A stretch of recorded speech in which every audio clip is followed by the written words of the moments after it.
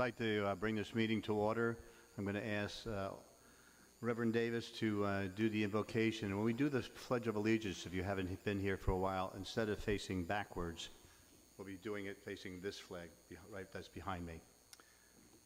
It's all yours, ma'am.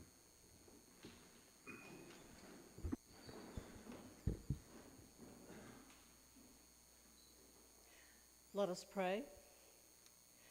Almighty and loving God, we praise and thank you for the manifold blessings we constantly receive through your grace. And we thank you for bringing us together tonight.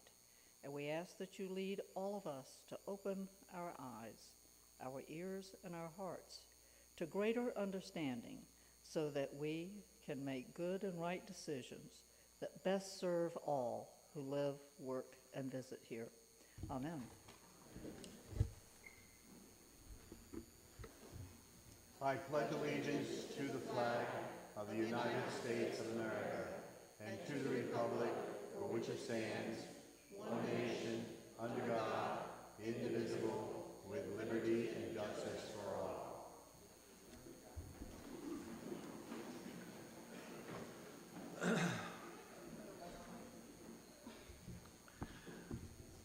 I will entertain a motion to accept the agenda. So move. Is there a second? As a motion and a second, is there any discussion? Hearing none, all in favor, please say aye and raise your hand. Aye. Any opposed? Thank you, it's unanimous. The first agenda item is the utility merger contract with Brunswick County. Yes, I can't believe we actually have this merger agreement in front of us. It's been a long time coming. I think this is one of the first things the board had asked me to do when I came here to Southport.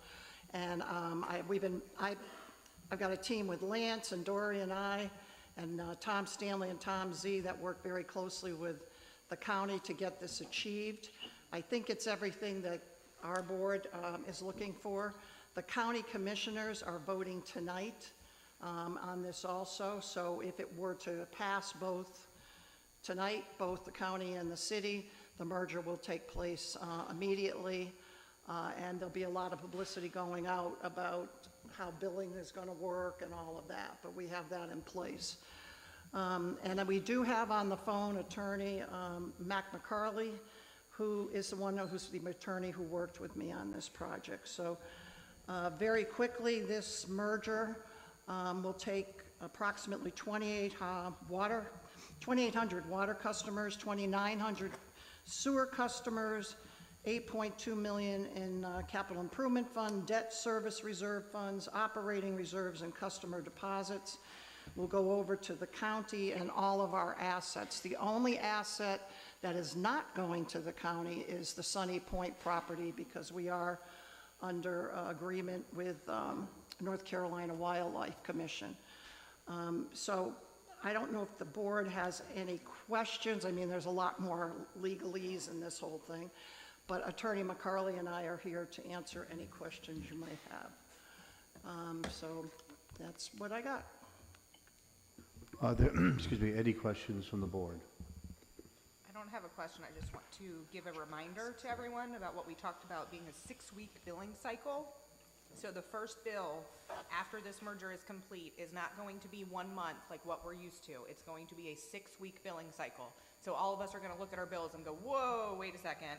I just want to remind everyone of that for everyone who's here and those watching at home. Please remind your friends of that also. The merger is not going to raise your water bills more than what we have lowered them already. It's just a 6-week cycle rather than a 4-week cycle. Except for the river mist. River mist is separate because they're already over on that side, but we got all the PR, so thank you for mentioning that. I appreciate it.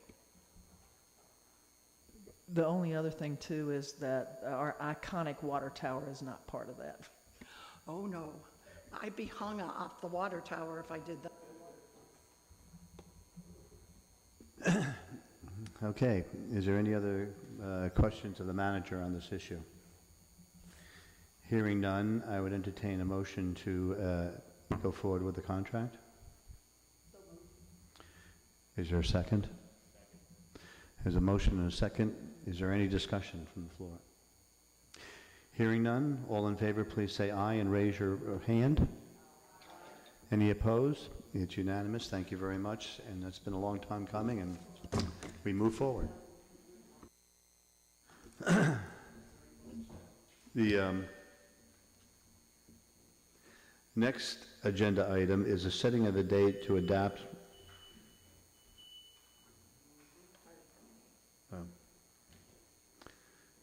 We give them a second to get out of the building.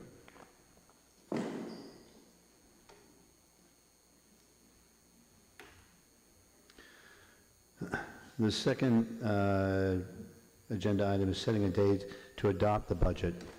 So for clarifications, today is, as you all know, it's public comment.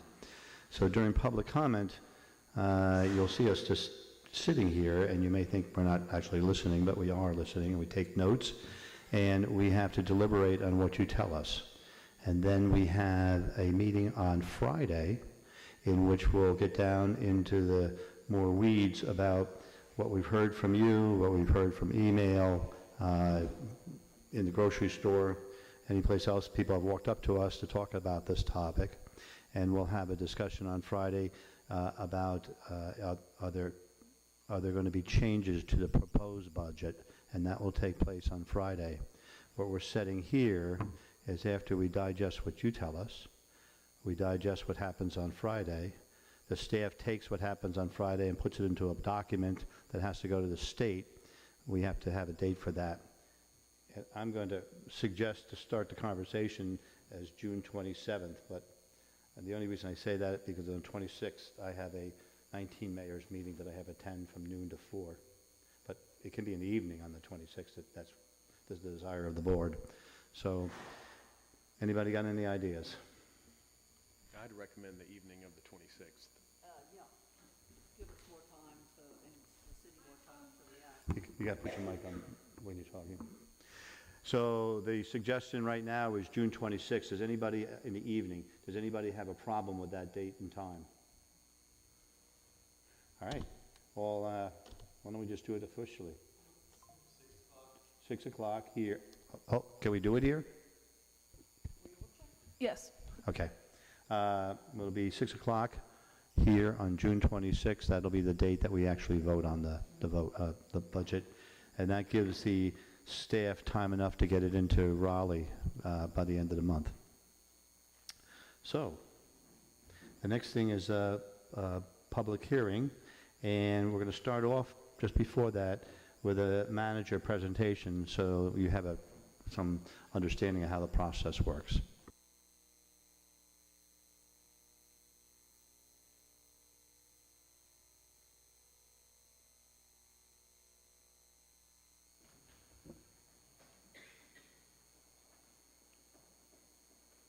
I know why.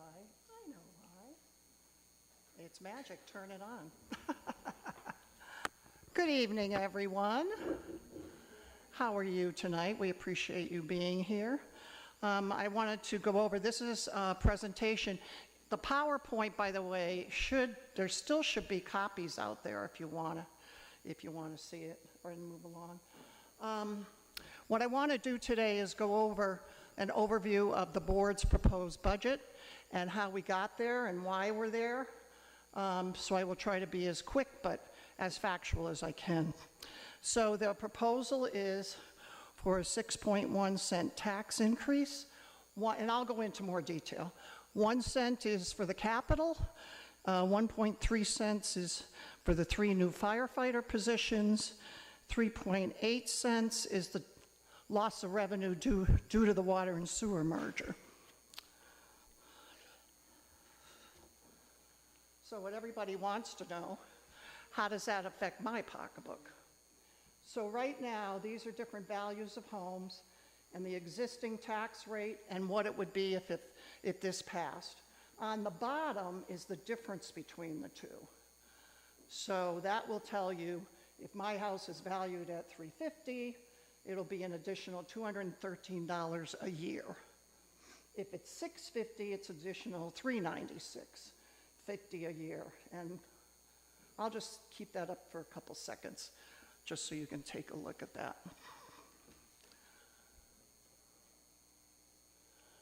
So the factors going into the water sewer merger, which is exactly what we just did. Southport has right now they have two enterprise funds, water, sewer, and electrical. Under financial guidelines, when you have enterprise funds, some of the positions in the general fund also interact with the enterprise funds, so that the salaries of, say, myself, human resources, finance director, finance staff, et cetera, a portion of that will get billed to the enterprise fund, but once the water sewer merger is done, all those salaries and other expenses now have to go back to the general fund. So right now we're looking at 1.2 million, 134, somewhere in there gap each year in the general fund because of the switchover from the enterprise fund to the general fund. So the board would like to phase in the impact of adding these costs to all of you. So they're going to allocate 3.8 cents to help start to fill that gap. So 200,000 is going to be used of the water sewer set-aside funds, which the county agreed we could utilize to help ease the burden, and then also 250 of the general fund. So right now with the merger, and I think you've seen this already for 3 or 4 months, there's been, on average, a decrease to the ratepayers of $775 a year. So you've been saving that because, and the reason that is because when we weren't going to do the merger, we had all this debt that we were going to have to pay. And so we started setting aside money to pay off all the capital expenses, all the debt that had to be set aside. Now, the county took all that debt away with the merger. So we don't owe any of that money now. They're going to pay all that. So that's when we could actually reduce the water fees. I just want to make sure I'm mentioning everything. Just so I know, because I keep hearing comments that are getting made. Some people are saying, I didn't know anything about this. The board, and there's been enough publicity about this, the board has always known there was going to be this gap. But they felt very strongly, for the betterment of this city, that the gap is definitely worth having as opposed to all these capital expenses and the debt. And so they were aware of it. It's been in the newspaper for quite a long time, but some people are saying, I didn't know anything about that, but it was advertised. Also, if the merger doesn't occur, your water bills are going back up because we got to pay all those capital and all the debt. For the 3 additional firefighters, one of the issues we're having, and it's happening nationwide, and I just got this in the mail from Maine. I just talked to the fire marshal in Connecticut. There's no more volunteers, folks. The idea of volunteer firemen and firewomen is over. It's extremely low. And the ones who respond are like, I'm guessing here, Chief, over 50? And so the young people are not volunteering any longer. And so therefore, and I'm just going to do this real quick. The red is the number of calls in Southport. The green is the number of volunteers who respond. It's going down. So look at the number of calls we're getting. So we can't keep doing this. We're going to have paid firemen and women, and that's partly paid by fire fees. But in order to keep doing this, we are going to have to also pay with some city taxes. So here's my message to you. If you want costs to go down, volunteers. See that man right there after this meeting and volunteer to be a firefighter. And we will gladly take you. Also, though, when you say that, remember, volunteers go through the exact same training as paid firefighters. So it is a heck of a time commitment for the firefighters in order to do that. So in order for us to respond to fire emergencies quickly, and these guys are excellent, you guys are excellent doing that, and keep your insurance rates low, then we need to sufficiently man the firehouses. So 1.3 cents will go towards 3 new firefighters, that's $189,000. The total cost is $230,000, but the fire fees are gonna pick up the rest of it. So, now we all know that the fire fees that are currently allowed by the county and the state are not sufficient. They're not. You should see what these other towns, the gap is even worse than we have it. So I know the mayor has talked to his counterparts, and in the fall, the mayors and the county commissioners are going to start discussing this issue and how we're going to try to fill that gap, because we can't keep going like this. These are just the property owners, the insurance rates. Now, if we start losing fire people, your insurance rates are going to go up. Because in fact, you're getting your inspection in the fall, right? Yeah, oh, 25, okay. So they're going to look at how many fire personnel you have, how is your vehicles. If they're not up to speed, the insurance rates are going to change, and they're not going to change for the better. So we always have to keep that in mind too. And then the last part of the increase is future capital costs. So some people have said, oh, I'm really glad the capital was already addressed and they really cut it. I've only been here 18 months, but Southport, you are not addressing your capital issues. You are not. You've got buildings falling apart. You've got sidewalks. You don't pave roads. You've got some issues here. And I think it's really important that you start addressing it, and the board knows that. I mean, how many people want to see dredging right out here? How many people want to see shoreline stabilization out here? You know how much that's going to cost this town? Big bucks. So the board figured, let's try to put aside some money and start addressing the capital, as they should.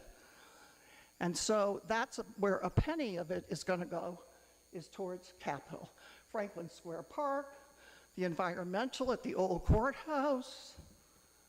Let's see what else. Stormwater issues, which you desperately need, and road and sidewalk repairs. So.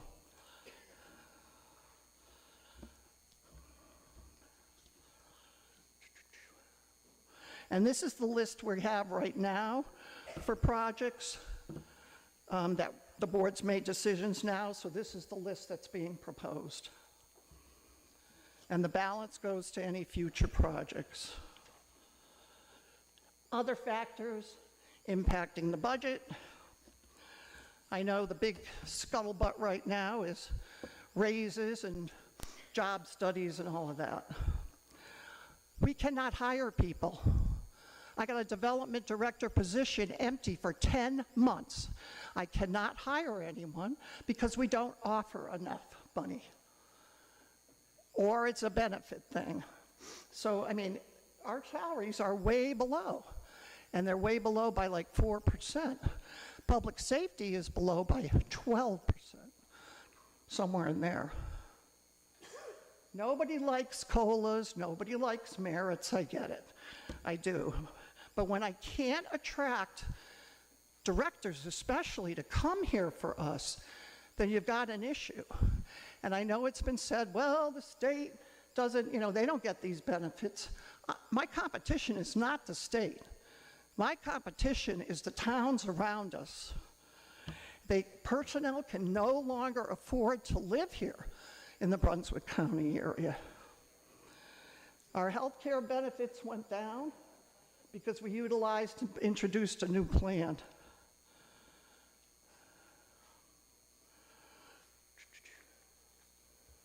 All right, so here's the number of employees, because what has been on social media is not correct. So here we are, and it's hard to see this in a way. There's Southport, and then the ones that are more around here, look at Emerald Isle, 72. We've got 77. These are full-time again. Look at Surf City, 94. Some of them are lower. Charlotte is at 60, Sunset Beach, 56. But you got to remember, we have fire, we got paramedics, we have EMT here.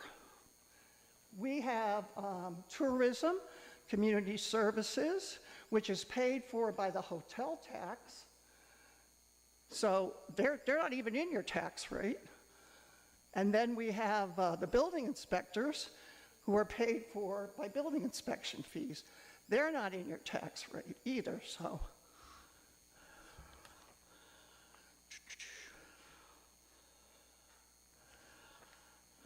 This is a benefit comparison.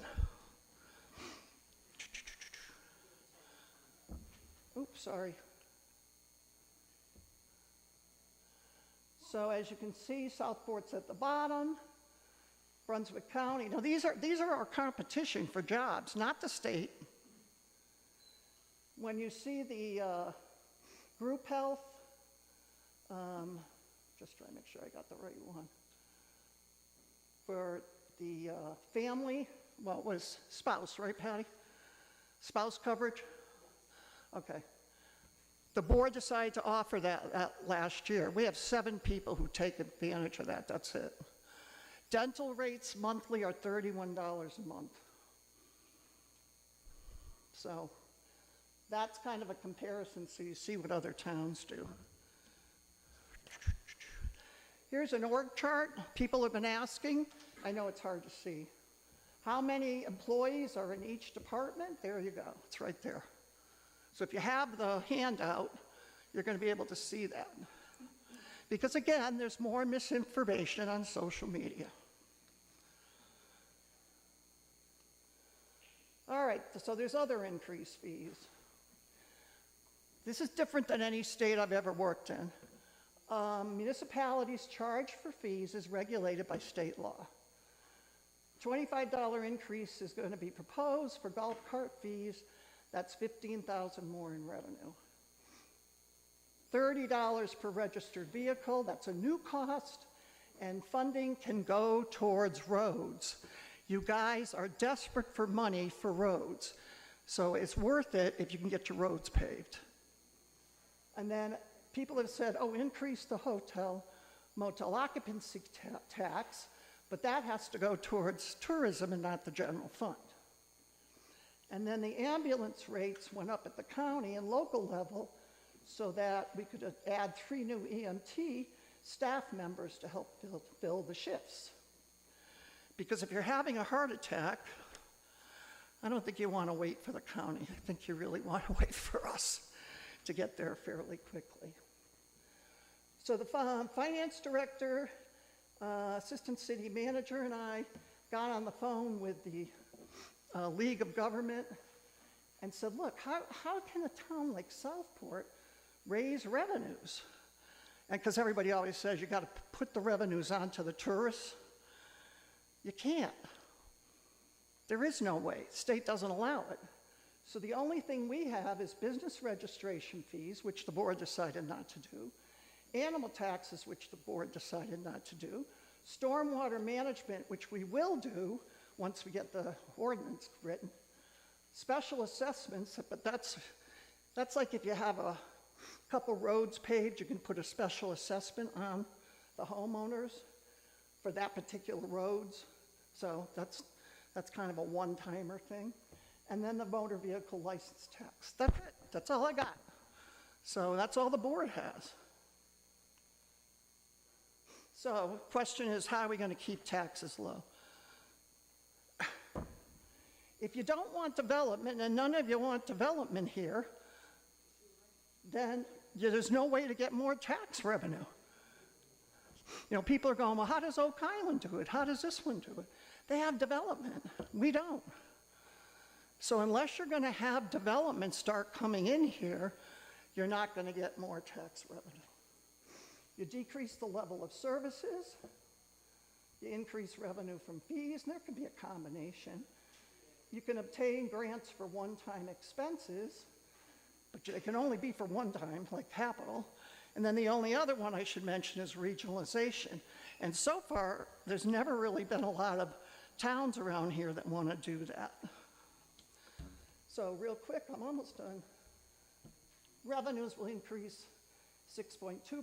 Expenditures, because of the water sewer merger, was 8%.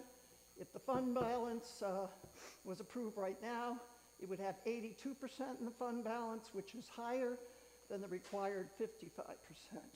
And a cent is worth $145,000. The other question that came up to me today, city vehicles. So I had a survey done by HR director. The towns around us are no different. The police, the chiefs, the public works director. Who am I missing? Was that it, Patty? Oh, the city manager. Well, that doesn't count in Southport. But they are all allowed to take home their cars. Now, you look at the personal use. Let me just say, I've only had 2 complaints in 18 months I've been here about personal use. One was there is a park and rec vehicle at the schools dropping off their kids. No, there is a park and rec vehicle at the schools because we have a before and after school program, and the parents pay for that service, not the taxpayer.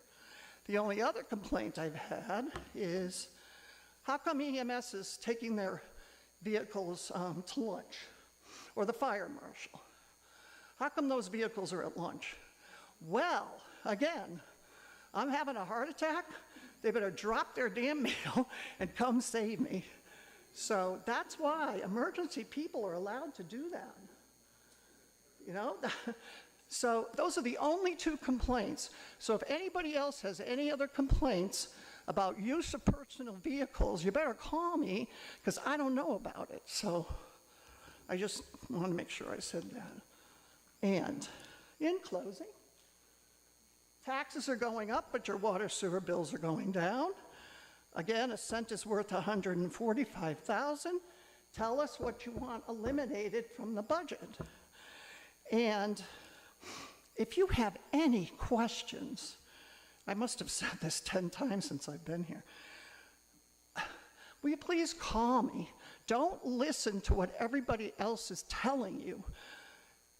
Call me. I'll give you the facts, and my number is 910-457-7988, but you can only call me till June 30th. Because I'm leaving. So anyways, we look forward to hearing from you. Hang on, what's the number after June 30th? Huh? What's the number after June 30th? My lips are sealed. So, it's now up to you guys. Thank you all. I'd just like to piggyback on a couple of things. One is the NC municipalities between 2,500 and 4,900 population. So neighboring communities like Charlotte, they have an average of 1 employee per every 72 residents. Southport has 1 employee for every 56 residents. Sunset Beach has 1 employee for every 76. Whiteville has 1 employee for every 56. I think that's kind of an important thing to consider since we are the downtown of Brunswick County. We have so much more pressure on our small town that most of these do not. We need those employees. So just wanted to mention that. And then the sales tax that Ms. Bonnie mentioned, I believe this is a true statement, and I apologize for mentioning this other community, but there is another community that has gates around it that receives more in twice as much sales tax, has very little retail, maybe None? One? We have so much retail in Southport. We send our money to the state, and the state disperses it to the county disperses it to us based on population. So because we have fewer residents, we're missing out on a big opportunity there.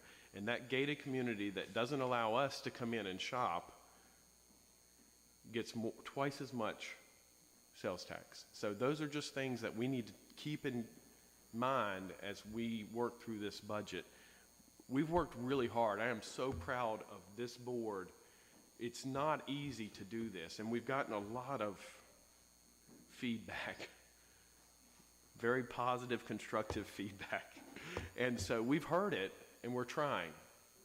And so I just thank you to everyone up here. Thank you to the city staff, Lance, Dory, everybody who has worked, the department heads, diligently to make this work for us.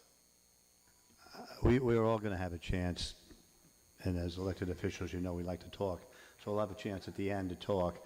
But just to follow up on something that Robert said, I asked the county and asked the state, how much sales tax do we generate in Southport? And then how much of that do we get back? Because we all know we don't get it all back. And the answer was, we can't tell you that. Not because they don't want to tell me that, because they don't track it that way, because they don't take it to the all 9 digits of the zip code. So since we share a zip code with everybody else around here, they are unable to break that down. What we do know is that we get 1.9% of all the sales tax that comes back to Brunswick County. Now, we generate a lot more than that. So when we're talking about increasing stuff like tourism and trying to tax the tourist, you would normally think of it, you could get more, if you have more tourists and they spend money, you would get that part of that money. We virtually get none of that. But with that said, we'll move on to the public comment. Madam Clerk? Sue Hodgen.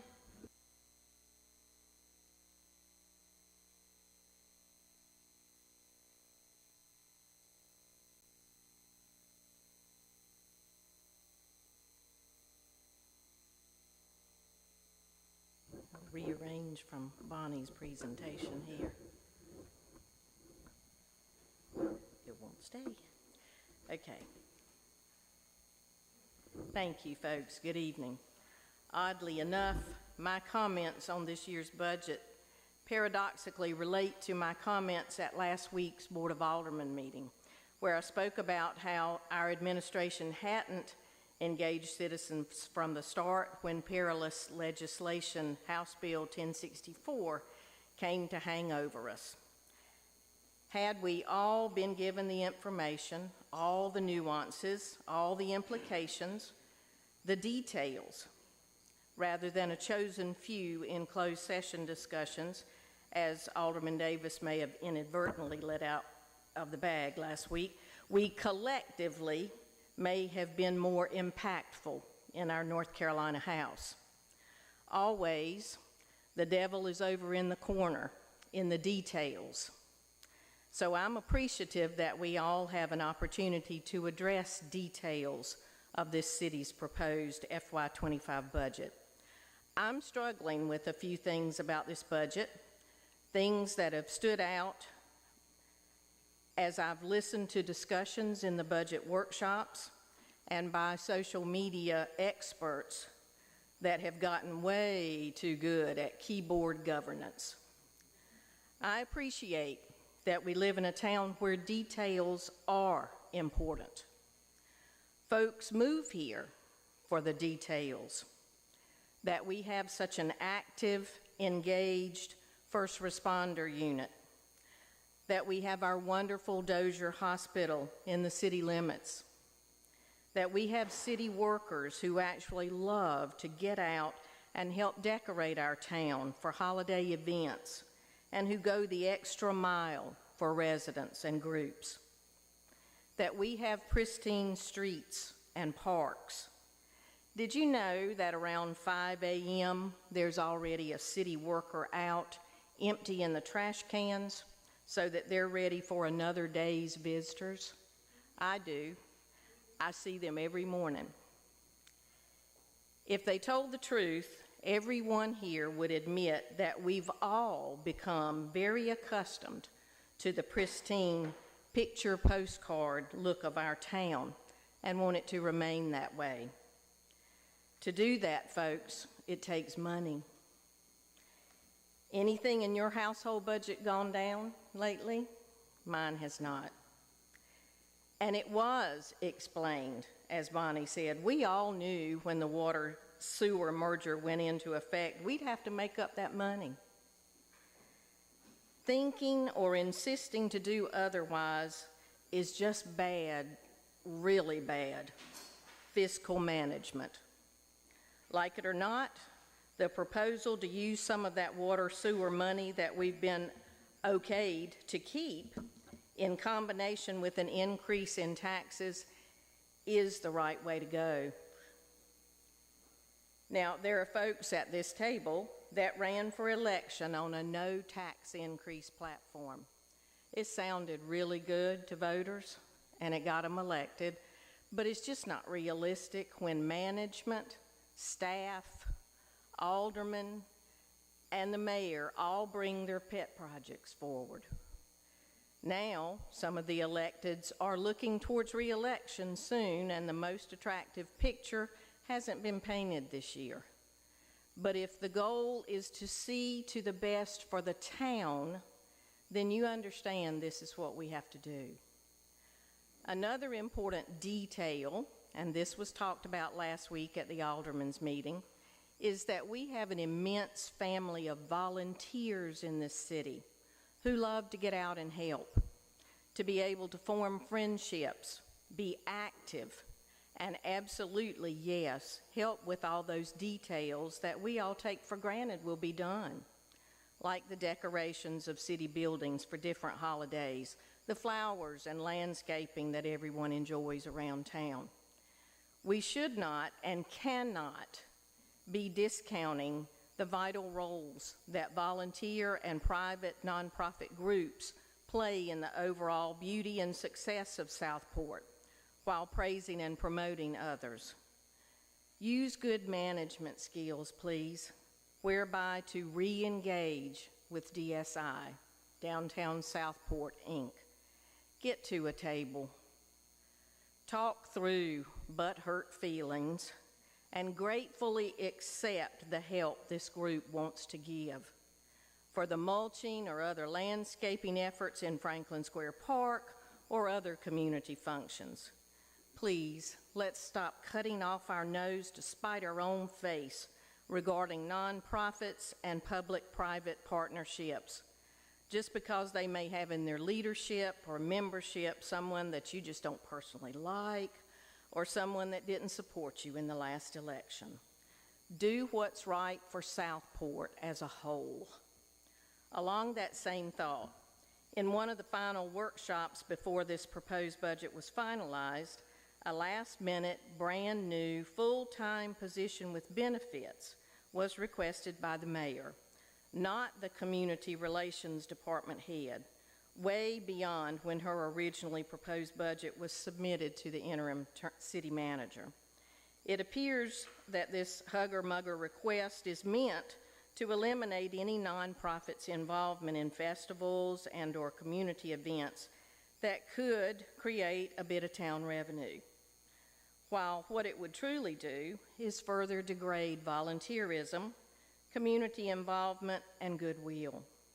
This position is now budgeted at $70,000 plus, creating a recurring annual expense that wasn't there when this budget was introduced. I believe we presently have competent current community relations staff, recently brought up to full capacity, by the way, trained by those that were here before them, enthusiastic about their jobs. I ask that you instead consider for this coming year tracking hours spent by staff currently doing these tasks to determine how much time is actually used soliciting and setting up for events, and how staff time can be best spent in collaboration with private partnership volunteers or part-time city staff, and as has been done for many years previous. While we're at it, Let's talk about the proposal to take the part-time positions for this community center set up and clean up and turn them into one full-time position. The rationale for this action was that part-time folks aren't dependable, won't show up. That's a jab at our city workers. This is just crazy talk, folks, and should be cut from this budget. It's too much for one person to do. We'll be constantly replacing that one person. This activity needs to remain with several part-time folks who can be scheduled to combine forces to conquer all that's involved. Part-time for folks who only want those terms with no benefits, and they understand the flexibility needed. That makes more sense. I'll speak to another increase, but that was not needed, but requested. Every one of these officials knew what stipend the positions received before they filed to run for office. Alderman Davis recently commented when a couple new aldermen initially asked for a 60% raise for the mayor. She said that the mayor makes his own determination about how much involvement he has. I agree. When the proposal drew discussion, the raise was negotiated down to 33%. Any other officials or staffers get a 33% raise? In my opinion, when our mayor has stated that he's looking for ways to cut the budget, perhaps his own double-digit raise should be added to the cutting floor pile. I cannot comment without saying this. I value the whole of our city employees. The majority have been put under tremendous stress the last 7 months, having to answer to why something was or was not done a certain way, reaching back many years of operations, having to justify their employee numbers, having to explain what their departments do to officials that really should have been educating themselves to these questions before they were elected. Now, social media is criticizing employee benefits. Oh my goodness. We're in a time where our employees are being run off or they're abandoning this ship, going other places where their education, training, and experience are valuable, and they're treated that way. I hope that our leadership and management will not be swayed by the comments from some of these keyboard managers who enjoyed very good benefit packages while they were still working before they went into retirement, but now want to offer our folks the same bonus versus pay increase that, frankly, just pissed off those same keyboard experts years ago when they were in their own 9-to-5 jobs. Let's take care of our employees so that we don't lose them. Maintain the status quo in their benefits, and if available, research other benefits that might be added, thereby enabling our finance staff to look at future alternatives in the city's total salary plus benefits compensation package that might then realize savings. Now let's talk about the old county courthouse. It's regrettable that some leadership at this table has already made derogatory public statements about the nonprofit group that's proposed an arts and event center for this historic structure. In the budget deliberations, I've looked, but I've not seen millions identified for the courthouse remediation and restoration. We just don't have it, folks. During one of the sessions, even our newest alderman stated that we, quote, just can't let it fall down, unquote. Wholeheartedly, I agree. If the same two officials now decrying the inactivity on the structure had been pushing for restoration long ago, we might be in a different position, but we're not. To this point, our electeds have only recently set a meeting with that arts board to discuss a leasing arrangement and their fundraising plans. Once again, we've been spitefully cutting off our own nose. please take the logical step to start saving this courthouse. You really do not have to have this board, this administration, get the credit. I encourage you to let this public-private partnership flourish. Let these folks tackle the hard fundraising and associated grant writing and solicitations. I agree that it should have dedicated city meeting space, but first, let it have life. Let it begin with our agreement to this group's work for all of us.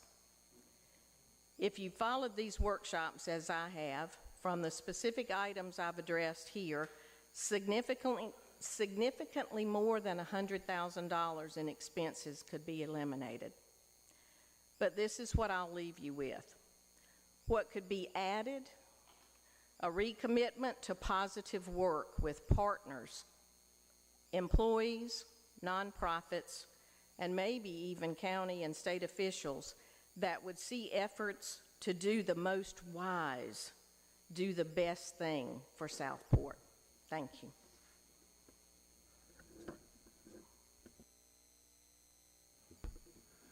Madam Clerk? Yes. Devin Garnham.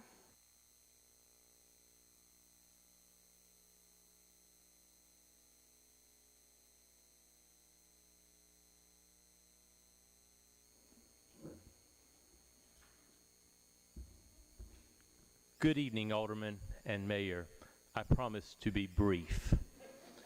My name is Devon Barnum, and I have the privilege of pastoring Southport Baptist Church. I am here tonight to talk about a budget issue. We at Southport Baptist Church received an invoice from our city on May 22nd and May 23rd for our annual fire inspection. It is my understanding that up until this point, we as a church have had a fire inspection done every 3 years, but that has changed. However, that is not the only thing that has changed in our relationship with this city.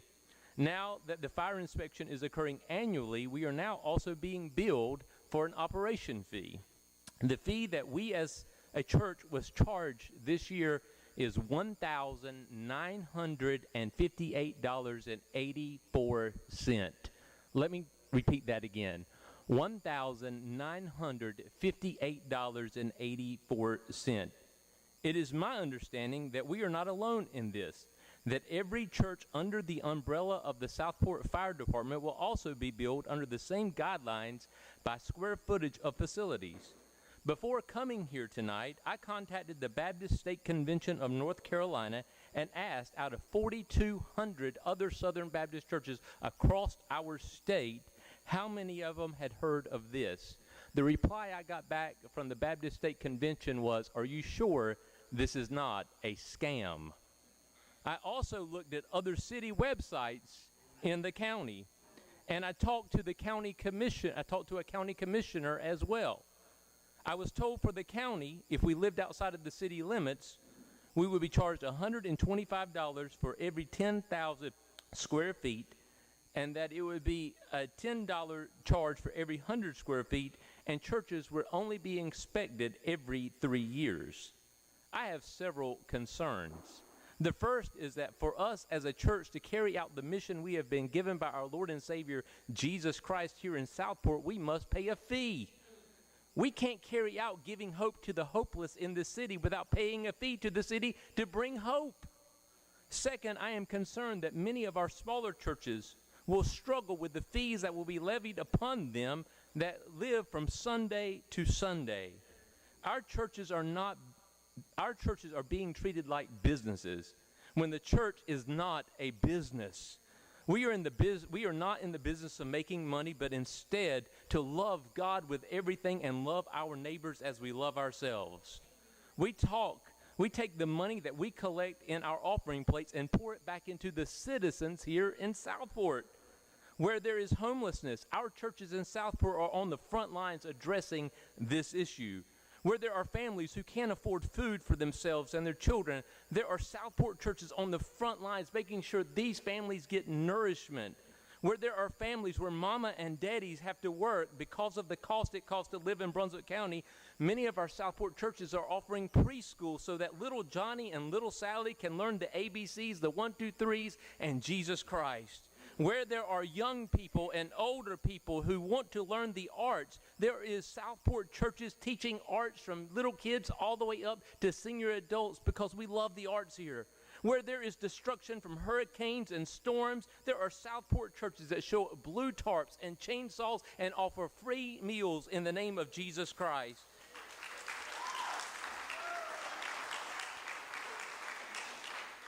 Where there is space needed by this town for things like blood drives and 4th of July, we open our doors and do not charge the city a thing while you charge us. I am sure that you as a council would desire that the money the town is trying to put in a budget line item would be better served staying with the churches and helping the least of these. Our churches give a lot more than we take from this city. And we come this evening asking our town council to reconsider this fee that is a heavy yoke upon our churches and a hindrance to us loving our neighbor as ourselves. Thank you for your time.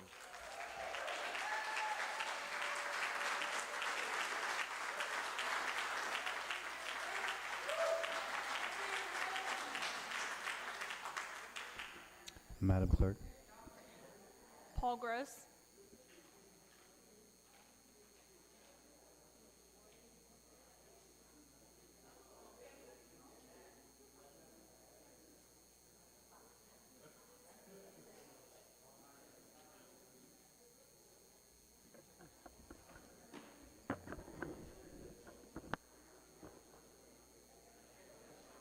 My name is Paul Gross. My name is Paul Gross, and I live at 1018 North Caswell Avenue. My comments tonight are my personal ones and do not represent my former employers, the state of North Carolina, Wake County government, or the city of Southport. I'd just like to take a step back. In 2023, the Board of Aldermen voted 4-2 to raise property taxes 33.8%.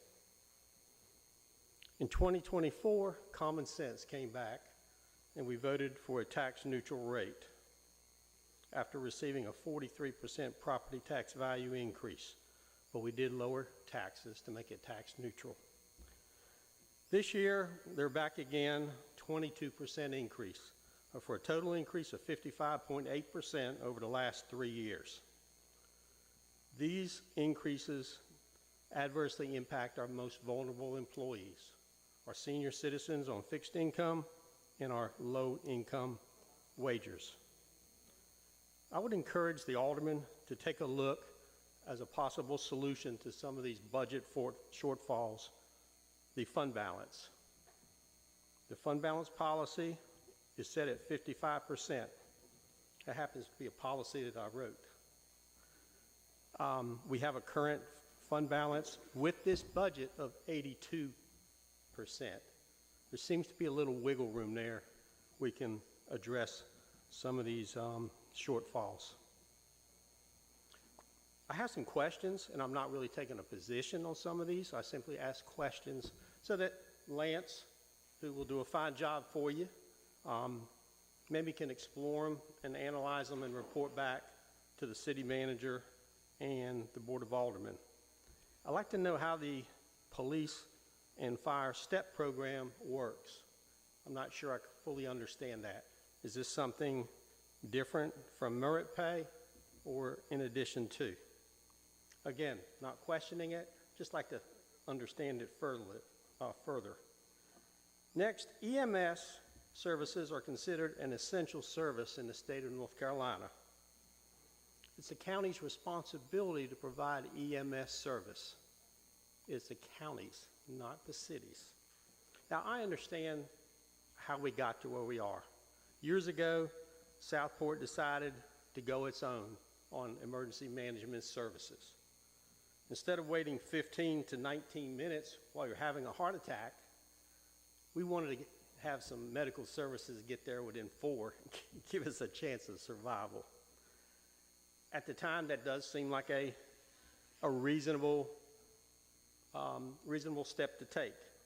I simply asked the alderman, the city manager, shouldn't we be negotiating with Brunswick County and receive some sort of financial reimbursement from Brunswick County, because we're paying taxes to Brunswick County for EMS services, and we're turning around and paying taxes to Southport to provide our own.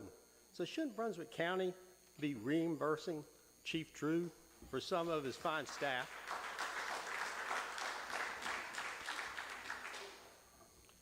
I appreciate the transparency that Bonnie presented a while ago about city vehicles that commute. I think that was excellent. My only question is, should we allow city vehicles to commute outside the city limits? Certainly inside the city limits, no big deal. 3.8 square miles, essential employees, no big deal. My question is, should we or should we not allow Southport employees to commute outside the city limits? Another question I have, and this is more for Lance to continue to monitor, are Southport vehicles using the proper fuel octane as recommended by the manufacturers on the vehicles? Are they using high octane or are they using regular gas? It's about a 45 to 50 cent per gallon difference. I'm not going to answer that question. Also, Southport does use gas cards. So when these employees go get gas, they use gas cards. Another thing I'm asking to be analyzed, and I'm not taking a position either way, is have we recently checked our gas card contract? Do we need to update it, perhaps save some money? Or do we even need to have our own fuel tanks and pump to be able to buy diesel and gasoline at wholesale prices and save money? Again, I'm not taking a position one way or the other on it. I'm just asking a question to be analyzed, perhaps by Lance in the finance department. What has the city done to get tourists and day trip visitors to help generate revenues to pay or operating expenses, infrastructure, and capital improvements? Now, I know the law will not allow us to put a toll booth at Walmart and Ace Hardware, but I sure wish we could do it. $1 a trip to come in, and we'll let you out for free.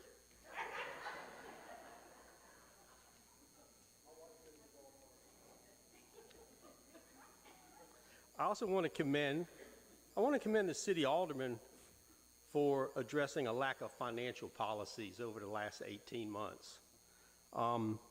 Basic policies covering internal controls, investments, fund balances, and other finance policies are critical to their fiduciary responsibilities and for avoiding waste, fraud, and abuse.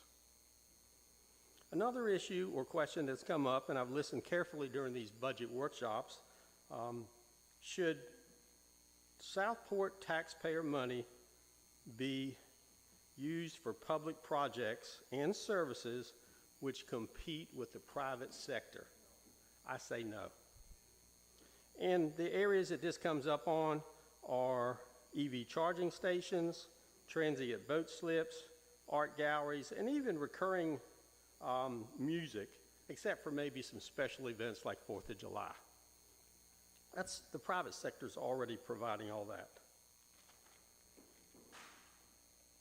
Southport paid over $2 million for a wastewater spray field years ago. I doubt if any of these board members were a part of that vote, but over $2 million for a wastewater spray field.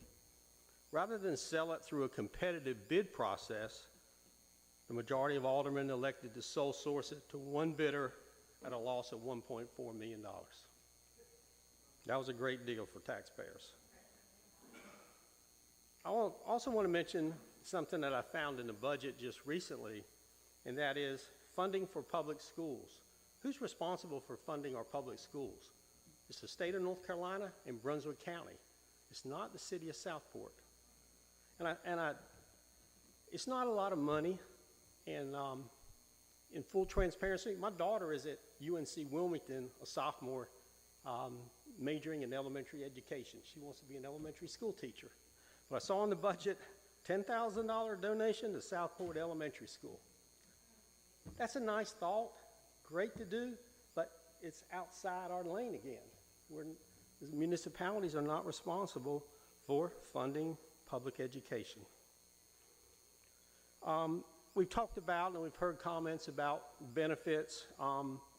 Sure, I've fed off at a public trough for over 40 years of my career. My last 5 years, I was controller for Governor Easley's Department of Corrections. And I've had to cut budgets, $20 million one year. It requires some tough decisions that aren't always pleasant to make. The COLA being recommended in this current budget is 3.5%. I believe the announcement was made last week by the Fed that the most current May inflation rate is 3.3%. Not a lot of money, but every little bit helps. You get enough of these $10,000, $20,000 savings, and they add up to some real money. So I would suggest they relook at the COLA at 3.5 and go with the most recent rate offered by the Fed last week, which is May's inflation rate is 3.3. The merit raises. Certainly, merit raises are needed to keep qualified and competent staff. And I would say this, that in my 5.5 months that I served as your interim finance director, I am keenly aware of the quality of staff here in Southport. You've got some amazing staff, friends of mine, staff that I got to know and appreciated how hard they worked and the quality of their work. Excellent. And I'm looking back there at Patty and Tom, two that I would put in that category, along with Chief Drew and all the other department heads. Certainly, benefits are important. There have been some years when I worked in government, we didn't get a percentage merit raise, we got a bonus. Now, that was done because of revenue shortfalls and budget challenges. And unfortunately, we didn't get a percentage merit raise every year. Next, I looked at the police budget that was online, and this is just a suggestion more for Lance, I think. Account 10-10-4310-2500, vehicle supplies. That's the title of that line item. The description reads gas or fuel, vehicle supplies, and vehicle equipment, computers. That's 3 different commodity codes. It's very difficult to manage and follow how you're spending that money, find efficiencies and cost savings if you're mixing 3 commodity codes together. I would suggest that that line item be broke out into 3 line items. I was also curious that in 2023, that line item was around $6,800. It went up 500% to $37,000 in 2024, and is recommended to go up 53% in this proposed budget to $57,000. Where's those increases? Is it the fuel? Is it the vehicle supplies? Or is it the vehicle equipment? I can't tell because it's all merged together in one account. The sales tax issue that was brought up earlier, I certainly agree that needs to be looked into. I doubt that BSL and St. James, and I can name these towns, so I'm not running for office and have no intention of ever running for office in this little town. I'll name them. Does BSL and St. James have 10 cash registers? I kind of doubt it. Yet they receive 2 to 3 times more sales tax than Southport because it's based primarily on population. That needs to be looked into and dealt with. And I agree with my former boss, Bonnie. Southport has neglected its infrastructure for 20 years or more. But we can't make up for neglect in 2 to 3 years. Our $70 million in capital projects cannot be paid for by 4,200 residents in just a few years. Maybe a 20-year bond might be an option down the road, but now's probably not a good time with the interest rates being so high at 5% or 7%. Finally, in closing, Aldermen, I don't envy you, but you've got some hard decisions to make and not take the easy road out simply by balancing the budget on the backs of taxpayers by increasing taxes 22% again this year.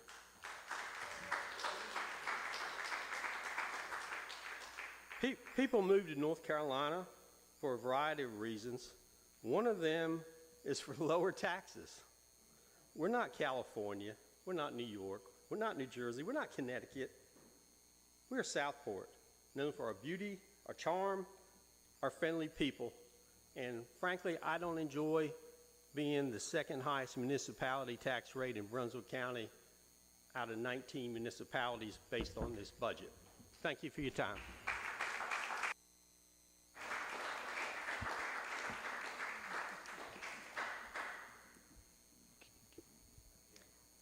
Well, it's public.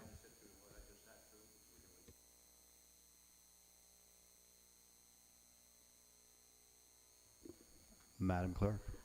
Mike Folks.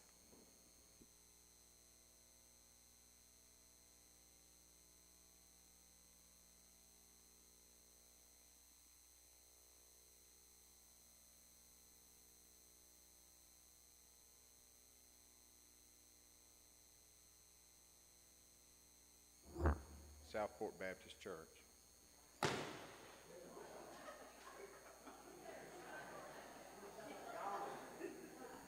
That's cutting the That was budget. a planner and not a Bible. Sorry, you got everybody's attention. I appreciate that. So the girl that pays the bills, anything that comes in has anything to do with the building and grounds, they call me up or send me a copy of it and say, should I pay this bill? And I looked at it and I said, what? I said, I've never, ever in my life seen a charge for a fire inspection. And I owned a business for 33 years in Guilford County for many years, Randolph County for several years. And I've been doing the building and grounds here for about 3 years. Never seen a bill for a fire inspection. Last fire inspection we had was done in January 22. So I was like, I don't know what that's all about. And then it's, you know, this invoice says to pay it to some company in Georgia. And I said, you're going to send, we're in Southport, fire department's right there, and we're going to send the money to Atlanta, Georgia? I said, we better check this out. This can't be right. And I said, furthermore, it says on here, your payment is now due, must be received by 6/21/2024, or your account may be subject to additional fees. It doesn't say 18% APR or a $35 late fee or anything of the sort, additional fees. And I'm like, this can't be right. So I think Devon called Madison Drew, and Madison said, yeah, that's right, that's what you're doing now. And I'm standing out watering our new sod up there, and Mike Isley walks by, Eisenberg, excuse me, he's a lawyer, and I'm talking to him, and he knows Charles Drew, and he says, well, I told him how crazy it looked, and he said, I'll give Charles Drew a call. Comes back, sends me a text, says, Charles gave me his personal cell phone number for you to call, but he said to give him through Monday so he could get this worked out, all his information together so he could explain to you what the bill was about. I said, okay, fine. Well, in the meantime, I get on the internet and I look up, and the girl in the finance department also did this and researched it. And the only thing we could find was a City of Southport rates and fees for the year 2020/2023. That's all that was on the internet. It said churches and synagogues are required to be inspected once every 3 years. It said, I want to say it said $300 fee for the inspection, and if the building was over 10,000 square feet, it would be $50 per 1,000 square feet. No, $5 per 1,000 square feet. Well, they're saying it's 10,000 square feet. 5 times 10 is $50. We got to charge for $500 for the building. I'm like, this can't be right. So Charles Drew, I called him on Tuesday, speakerphone with the finance lady, sitting there, and we go through this bill, And he's telling me that it's been mandated and that we have to do it because we need the money and this, that, and the other. And I said, well, you know, we're a church. We shouldn't have to pay taxes. He said, this is not a tax. This is a fee. And I was like, well, if it looks like chicken and it tastes like chicken and it smells like chicken, it's kind of chicken. You know, whether you call it a fee, but it's a tax. Any way you look at it, it's a revenue. It's raising a revenue. It's raising taxes. So anyway, we had the conversation, and I asked him to send me a copy of the new rate schedule that he's going off of. It's 2023/2024, which was not on the internet Tuesday at noon. It did show up on the internet Wednesday. Amazing how that happened. But anyway, and I asked him to send me something that if they mandated it, to send me something so that I could present it to the church council and explain what this was coming up. And my biggest complaint about the whole thing is we're sitting here talking about budget. Churches definitely, and he agreed, work off of budgets. I hadn't got $2,000 for fire inspection fees in my budget this year. Never been charged one before. Didn't know it was coming. Blindsided. And you can say you've announced it, advertised it, whatever, but I got 250 people that show up at that church every Sunday, or about. Bethel Baptist Church got 55 members. Pastor Brown's called and talked to me about this and wanted to know what we were doing because he got the same kind of charge. And nobody seems to know anything about it. Charles Drew also shared with me that he had gotten called from Ace Hardware about it, and that they were wondering what was going on. Part of the reason was because the bill was due 21st and the 22nd of June, and this is last Tuesday I'm talking to him. We had already been called twice by this company, Fire USA in Georgia, which also has I think an office in California, which from what we can find on the internet is a high pressure collection agency. I don't know if they put the bills out or if they do the billing, but they're in charge of getting this money. They'd already called us twice to want to know, had we mailed the check and when did we intend to mail the check, and that we better mail the check or we were going to be charged additional fees. So I just wanted to share that part. I agree with everything Devon said about churches anyway. Oh, one more thing. I also looked up Leland. Leland says for fire inspections, churches and rest homes, no charge. Charlotte does not charge for fire inspection fees. There's two comparable towns to ours.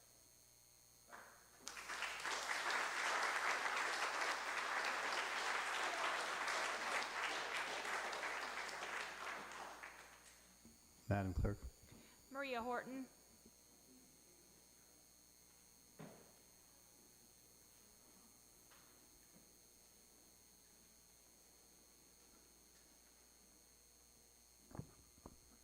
Hi, I'm Maria Horton. I live at 414 North Burrington Avenue.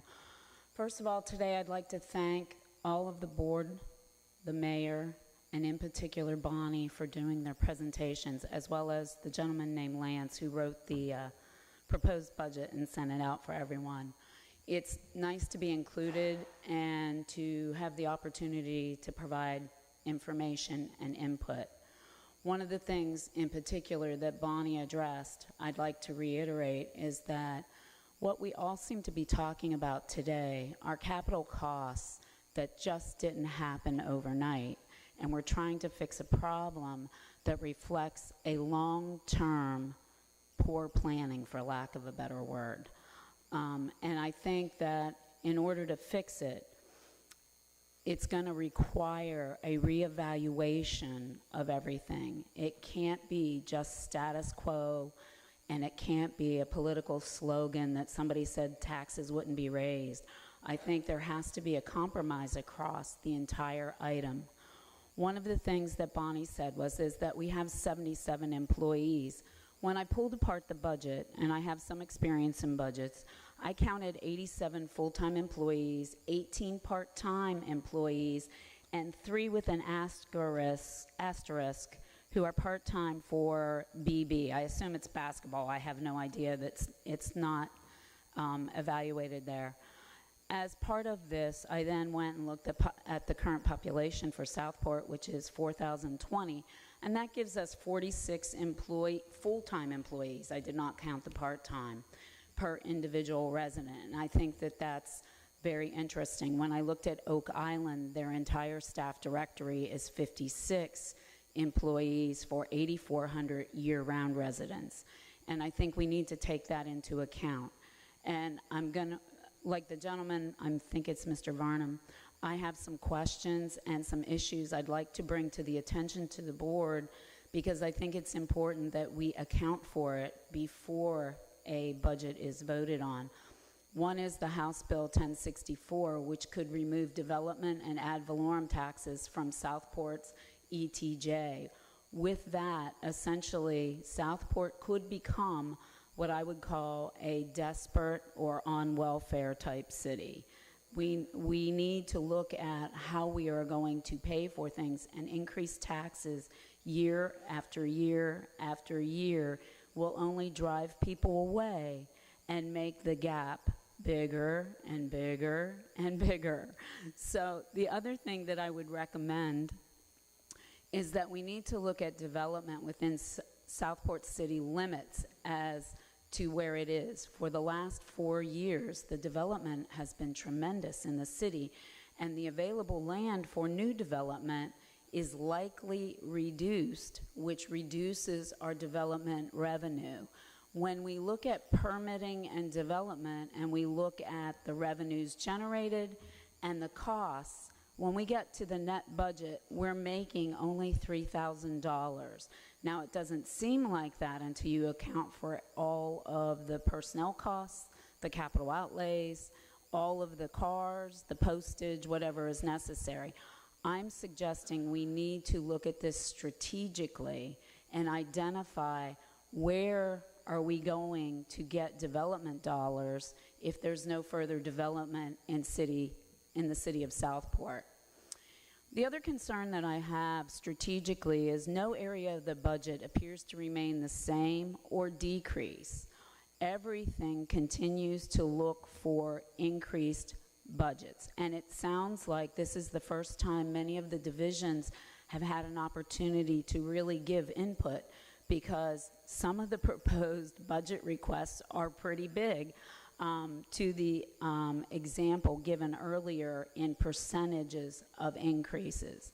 I would also say that the transparency of the budget is somewhat questionable in certain areas. I see postage in multiple locations. I see plans and consultants without a description of what the services are. So one example is on page 23, the police contracted services for approximately $25,000. There's no description of what those contracted services are. I also would like to comment that we understand that we got a cost savings when the water merger occurred, although it was voted on tonight. But telling us how much we've saved for a full year when it's only been 3 months kind of is, I wouldn't say depressing, but diminishes input and collaboration by citizens who may want more services or different services. So I would remind everyone, we're all facing inflation and increased budgetary costs. We know that there will be savings, but we're not even getting them before they're being taken away. Some questions that I have based on the budget: why are we paying for a UNC fellow $25,000 a year? Is UNC Chapel Hill paying us to host that fellow? Why is that coming out of our budget? And on page 15, we also have digital scanning costs of $15,000 with a part-time scanning clerk who gets a paycheck, while we have leased copiers for scanning capabilities by our own employees. This is not a lot of money, but this is an example where status quo and just applauding our employees is insufficient for our future. We actually need to look for efficiencies and redesign along the way and really scrub and identify what's going on. There is, on page 34, we have Public Works Services. There's also a $55,000 right-of-way trimming listed in the electric budget. Most of the electricity has gone underground. Not a lot of it's in the trees. I know it's still under process. My question is there a better way for us to account for that, or at least provide detail on why that's in that budget? Again, I don't have any answers. I'm looking for that. I would like to make some recommendations. I think we need to delay the EV chargers. There's no discussion on estimated revenue generation. Walmart hasn't put one in. No one else has put one in that I can see. When I look at the March 31st, 2024 registration numbers for all EVs in New Hanover and Brunswick County, the total is 2,080. Even if only 20% of those people visit us, that's 416, it seems like a larger outlay when every penny counts right now. I would halt the transition from wooden trash cans to plastic. Plastic is a contributor to environmental poisoning and microplastic exposures to personnel and citizens. It, again, is a small cost savings, but this is where I would encourage the board and the Budgeting and Finance Department to look and scrub each of the outlays.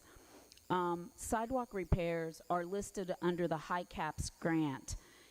It's also listed as a $100,000 standalone item. Does this mean the sidewalk requirements are greater than $100,000? Do we have a prioritized plan for which sidewalks are going to be improved? Can we let the citizens know? Is it possible that we need to take more grant dollars for sidewalks and less for roads? I don't have a dog in that fight, but I think we should have a prioritized plan as to how we're going to address that for efficiencies.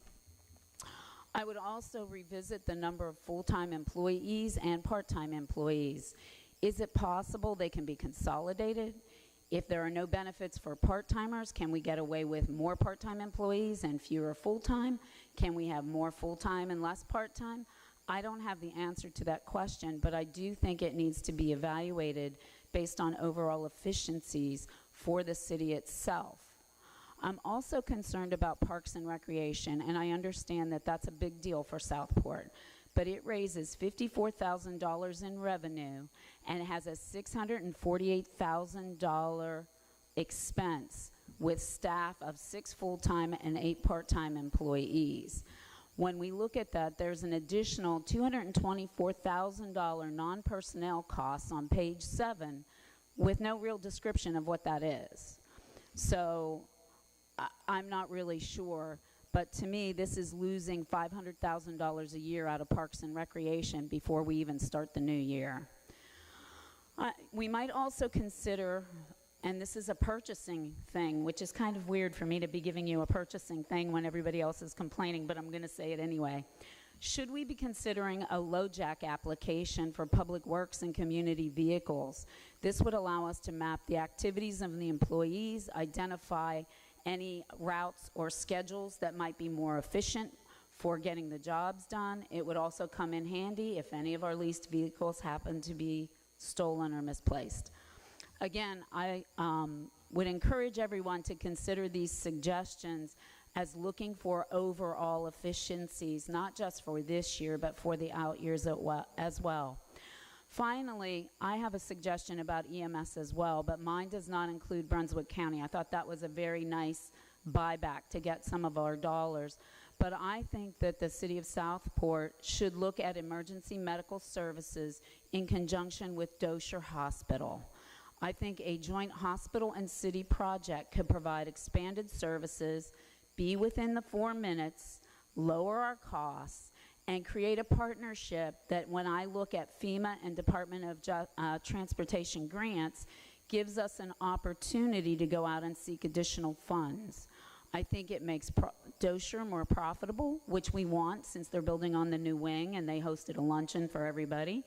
I also think it's good for us to have that since it's right across the street from our beautiful fire building. So when I look at that, The reason it came to me is that our rescue budget is $777,000, and 26% of this budget is allocated for volunteer overtime.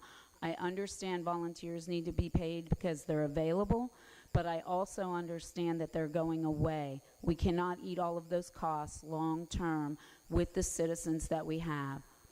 Remember, if our retirees go away in the city of Southport, our real estate values, our homes will just be another little dot on the map. We need to work together and look at new ways to do business, not the status quo. Thank you very much for hearing me out.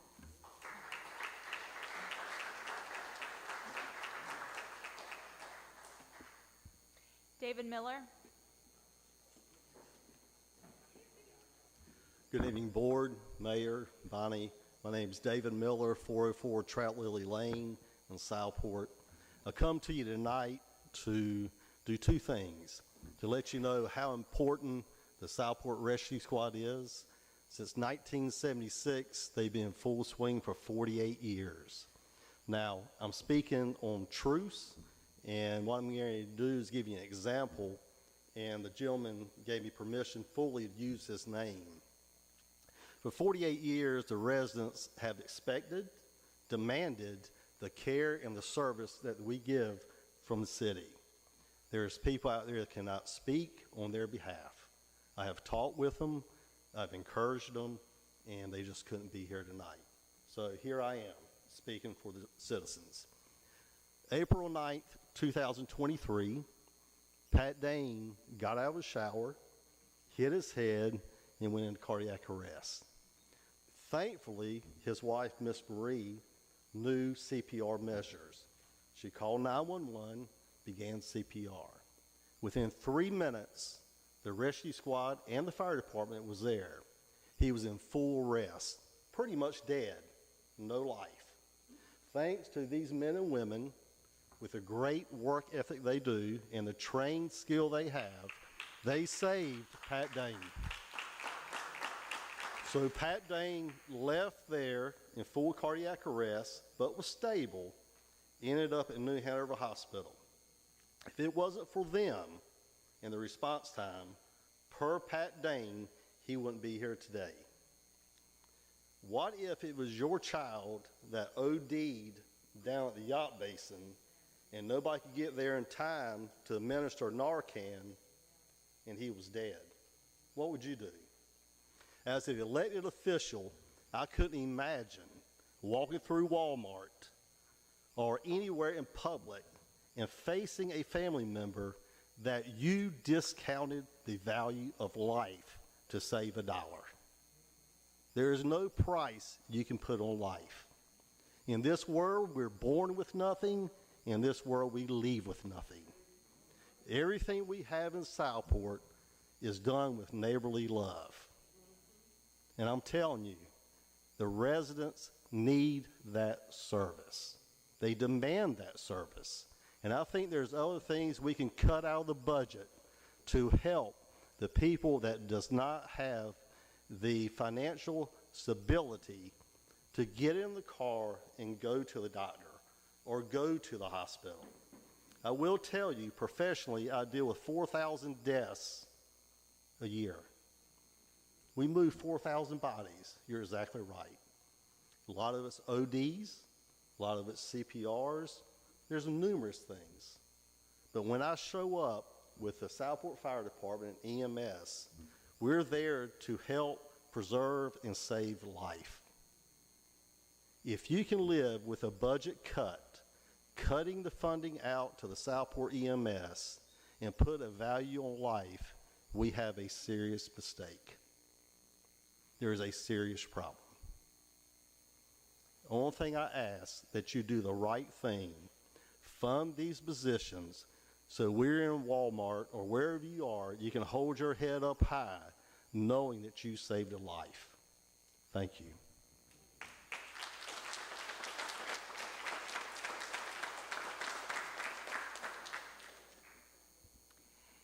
Jean Brownbush.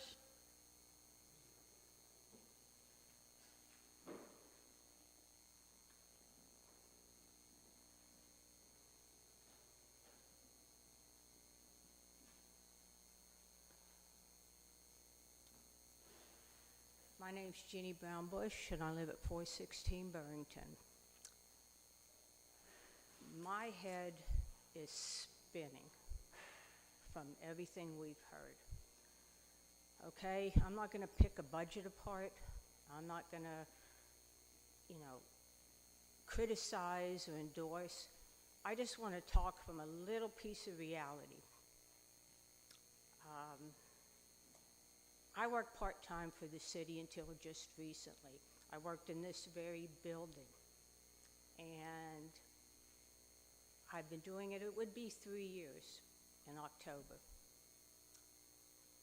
And now there is a movement to bring in a full-time position to incorporate all part-time people within this building into a full-time position.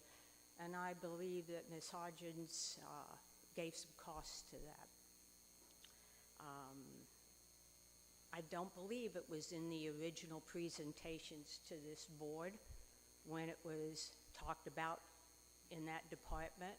I believe a replacement of the deck and chairs for these pillows for these uncomfortable chairs were in the budget. And then on June 5th, a proposal came before this board in a workshop or a discussion to say, if we had a full-time events manager, we could generate more revenue and cover events better and things of that nature. And figures were tossed out. I believe that Alderman Carroll was concerned about meeting those figures based on hypothetical revenues that we could collect. Alderman Mosteller had concerns about what was the scope of the work for this person. And I think when it came to vote, there were 2 votes against it and 3 votes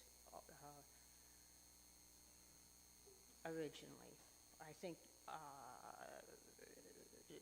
Davis, Kelly, and Spencer voted for, so it passed. Then on June 6th, well, it passed in regards to being considered in the proposed budget. Then on June 6th, our city manager came up and said, there was a mistake. This proposed additional full-time individual would be approximately $27,000 more. And there was much debate, okay? And I think it became, and the original vote, I don't believe Mr. Lay was present. So when it came back up for discussion, there was much debate. And basically, nobody understood the overtime. They thought that the staff here, the part-time staff, which includes custodial, myself, facilitators, that we were out of control with our hours, or we were having a lot of overtime. Okay? Well, I pulled my W-2s, and my partner is the other custodian, was the other custodian at this building. Okay, nobody knew figures, but it was a problem. In 2022, combined part-time for the custodial staff here was $13,691.84. Last year, our combined custodial staff revenue was $15,753.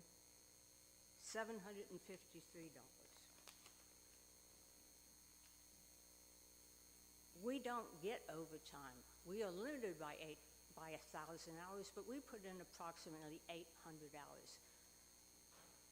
This building operates on rental 7 days a week. sometimes 12 hours straight for 3 days. We would jump in, part-time staff would jump in, and custodials, and do the job when it was necessary. I'm sorry, does anybody have a bottle of water?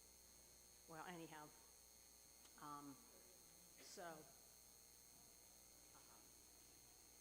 and when this building is not functioning, facilitators are not paid, custodial staff is not paid. When they shut this building down to put in a new floor, we didn't work for 6 weeks.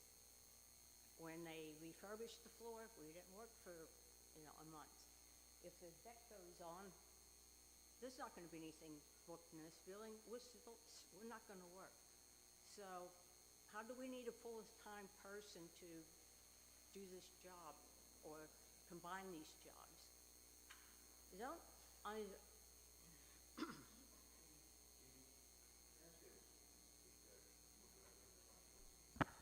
I guess I'm just saying, please don't underestimate what part-time people do here, okay, for this city. It's not necessary we continue to add full-time people when we don't know the scope of work or we're not clear on how we're going to generate more revenue from this particular building. So when it came back up for vote, I believe that Alderman Kelly could not justify, and she changed her vote on this topic on the 6th. And then it was a 3-3 tie, okay? And it went to the mayor. And he said, we'll put in for a position, a full-time position. So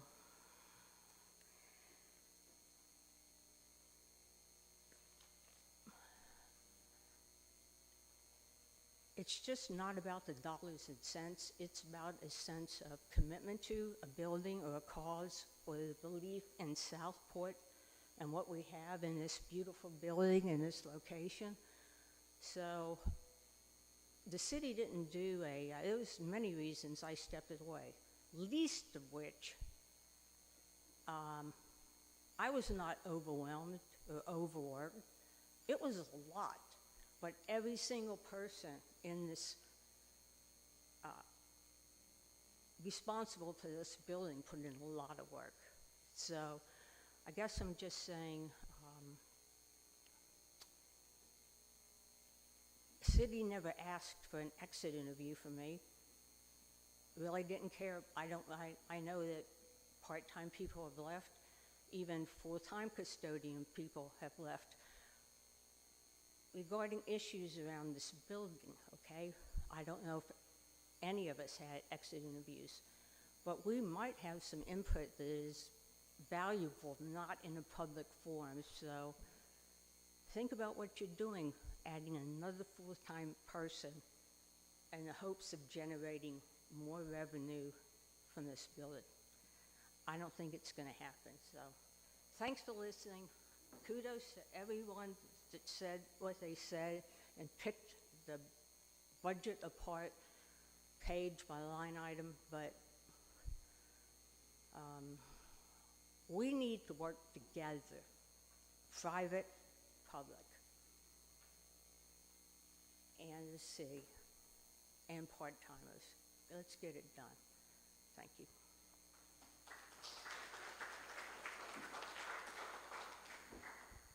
Ronald Thompson.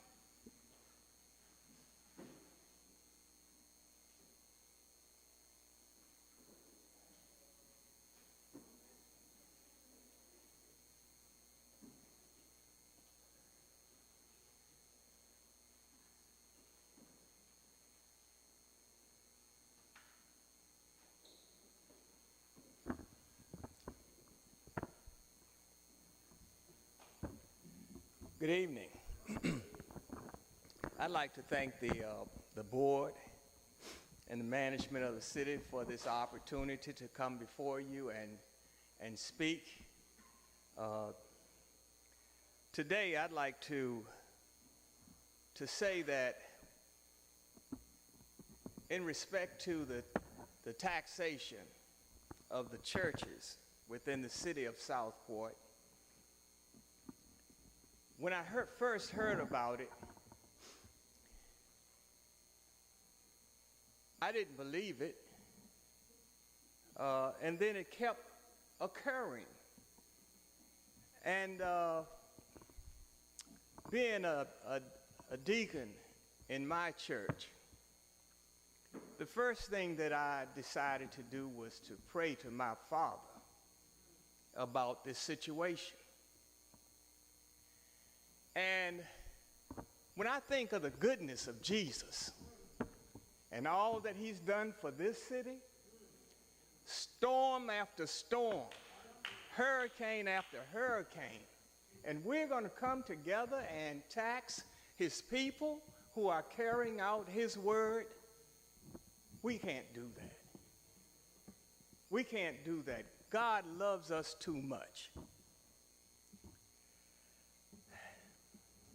We acknowledge the city's right to enforce safety regulations and ensure the well-being of its residents. Fire inspections are undoubtedly important. They are. And the safety they ensure is a priority for everyone, including those who belong to these religious and organizations. However, introduction of fees for these inspections imposes an additional financial burden that contribute to churches that contribute significantly to our cities in numerous ways.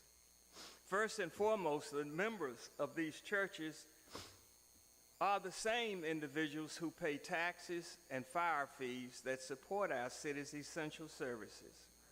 By imposing additional fees on these organizations, we are asking our residents to pay twice for the same services. This double burden is not just unfair, it risks undermining the very fabric of support of these organizations and the services they provide to our community. Churches are organizations that offer vital services that the city would otherwise need to address. They run food banks, organize community outreach programs, provide shelter and support to the homeless, and offer a safety space for youth activities. These contributions are invaluable and often go unrecognized to some people.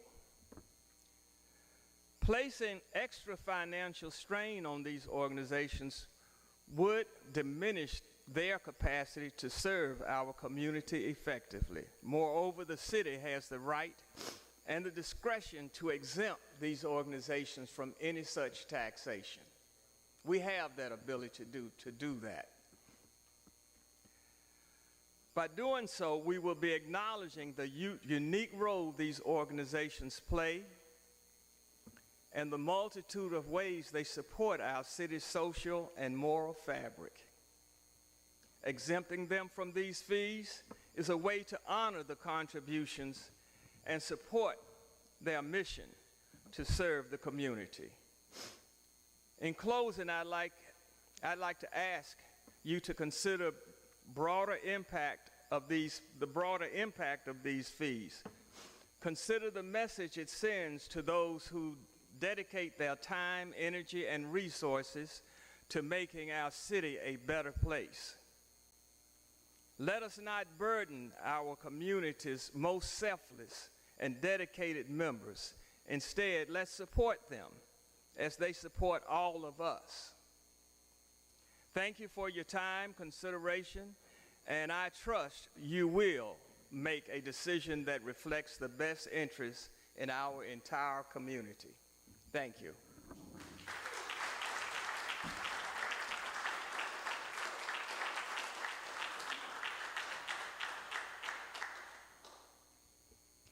Stephen Dozier.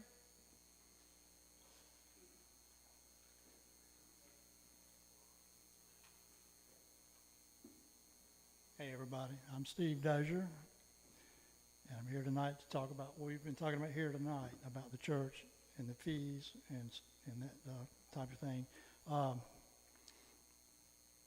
What it seems like is y'all been blindsided tonight, and we by this fee thing, and it seems like y'all not in touch with the fire department and stuff to bring this together.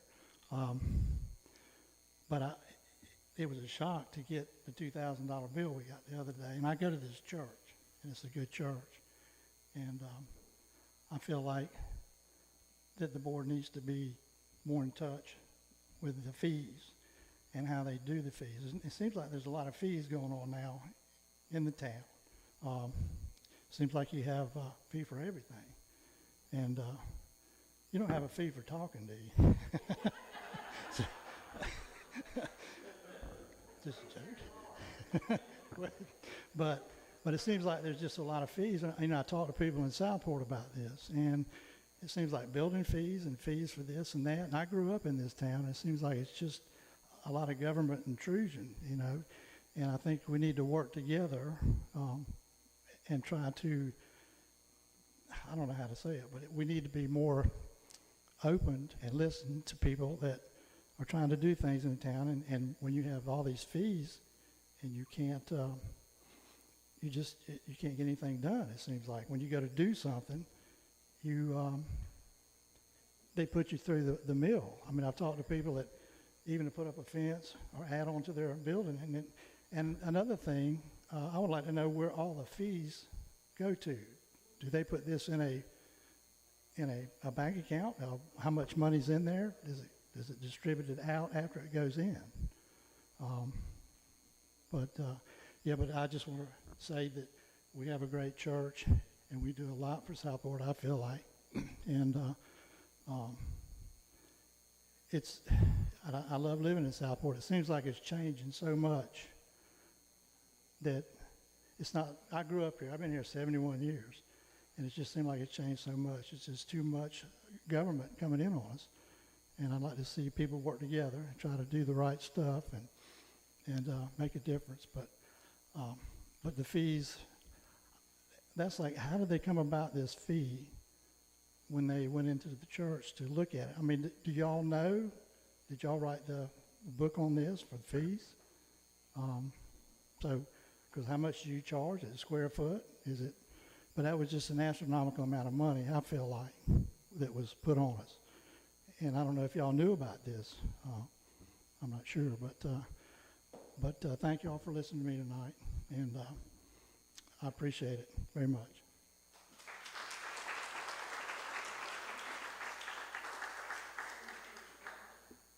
Bonnie Bray.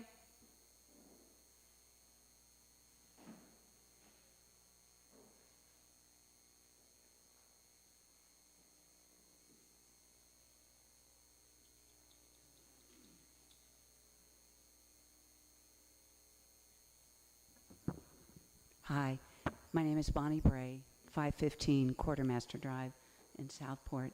I'm here tonight to ask you to vote against the one-time tax increase of 6.1 cents in favor of adopting a well-thought-out, comprehensive plan for regular, incremental tax increases over time, as you all have indicated as a group, would be the right way to go about planning for the city's long-term needs. You don't have to raise taxes this year in order to meet the needs listed in the proposed fiscal 25 budget. The amount of funding you gain by doing so is dwarfed by the $700,000 amount earmarked for gutting the old courthouse on Moore Street.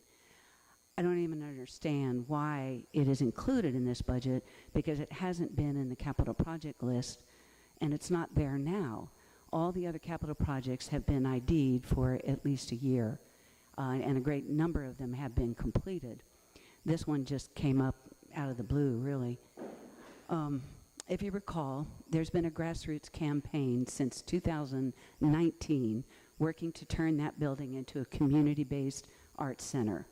Up Your Arts fulfilled all the terms of 3 successive memorandums of understanding during the previous 2 administrations, and last year established a new organization dedicated solely to working with the city to craft a win-win situation for both parties. That organization has repeatedly asked to meet with the board to discuss the possibilities, but that has not yet happened. The win for the City of Southport taxpayers is that all the mold remediation and construction costs would not be paid by taxpayers, but would be raised by the new organization. The win for city elected officials is that they would regain the use of the building for public meetings. The win for city residents and visitors is that they would have ownership of a beautiful new building to experience free community services. Instead of exploring all this and more possibilities, we as taxpayers are being asked to pay a lot of money all of a sudden for a building you don't currently have an identified use for. With $700,000, you could instead pay for the $100,000 of AV equipment for this building. You could cover the $78,000 needed budgeted for Cavanis Park. You could also cover some of the contingency of the $125,000 slated for fulfillment of the salary study on top of the 7.25% in combined raises. Or you could also use it to mitigate some of the $1.2 million needed because of the water sewer merger with the county. You might even have enough left over to pay for battery-operated smoke blowers requested by the fire department. It is not about funding legitimate needs or increasing taxes when there's a legitimate revenue shortfall. This is not one of those times. In this case, with this proposed budget, it is about spending $700,000 of taxpayer money that doesn't need to be spent. Thank you.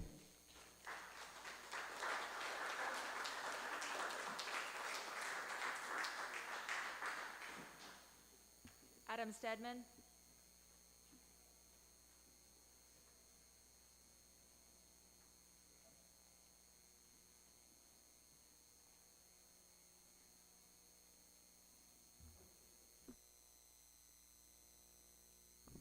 Hello, everyone. I'm Adam Stedman. I live in Indigo Plantation. Obviously, my first reaction to this budget was one of frustration just because of the amount of the increase. But then when I looked into it a bit more with the offset of the water sewer, I mean, it started to make a bit more sense, in terms of the amount of the increase. I do think there's still some room for improvement on certain items, with respect to, some of the the contracted items within the town. I still want to refer back to, hiring this, on-demand arborist for 2 days for a PR campaign for removing trees.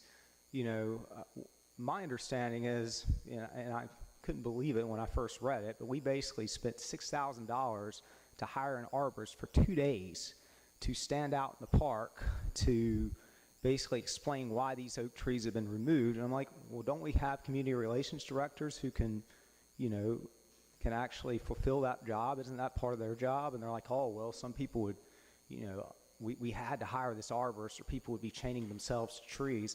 I mean, I react quite strongly when, I see, trees being removed. I wouldn't chain myself to a tree. I think as long as you reasonably explain to people what's going on, I think a community service director can do that job while saving the city $6,000. So we basically spent, for 2 days, we spent $6,000 to hire an arborist for a PR campaign.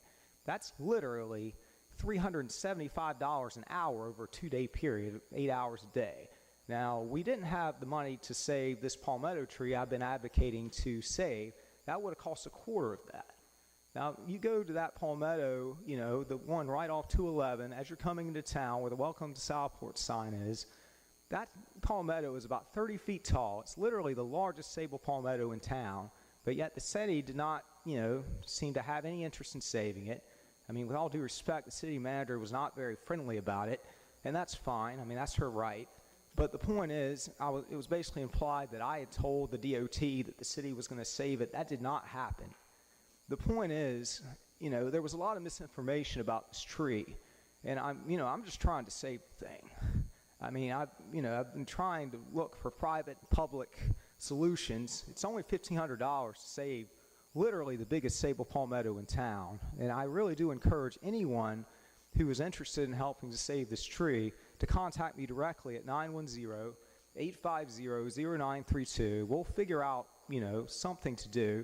If we can take public donations to find a public location for it, that would be great. Or, even just a private location. I've talked to a couple of businesses about it and, didn't really have any major leads. But the point is, this is, instead of spending $6,000 on a PR campaign, I would advocate in the future spending $1,500 to save a big tree instead.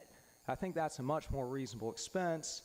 And I mean, just in the future, I don't mean to criticize the alderman about it. I know that it was part of a package deal, but if we have that type of line item in the future, it really should be voted on separately and negotiated separately. I mean, these are contracts that can be negotiated separately. And, I think that needs to happen. I think that could have saved us a few $1,000s. I think we probably could have gotten that done for a couple $100, not $6,000. I mean, we could have even had our community relations director do it.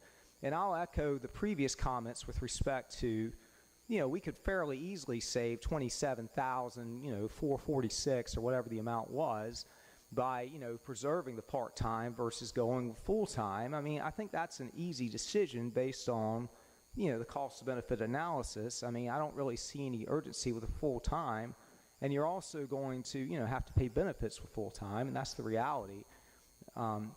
And maybe one more idea would be to, we might want to actually hire another consultant and actually see how we could consolidate some of these non-essential positions. I'm not talking fire, police, EMS. I'm talking the non-essential aspects of the town where we could, the community relations, the services, the stuff that's not quite as essential. I'm not saying it's not important, but, stuff that can be, where we could cut costs. I'm not saying we should fire anyone, but, we could consolidate through attrition, et cetera. So I think that's a way where we could save more money in the future.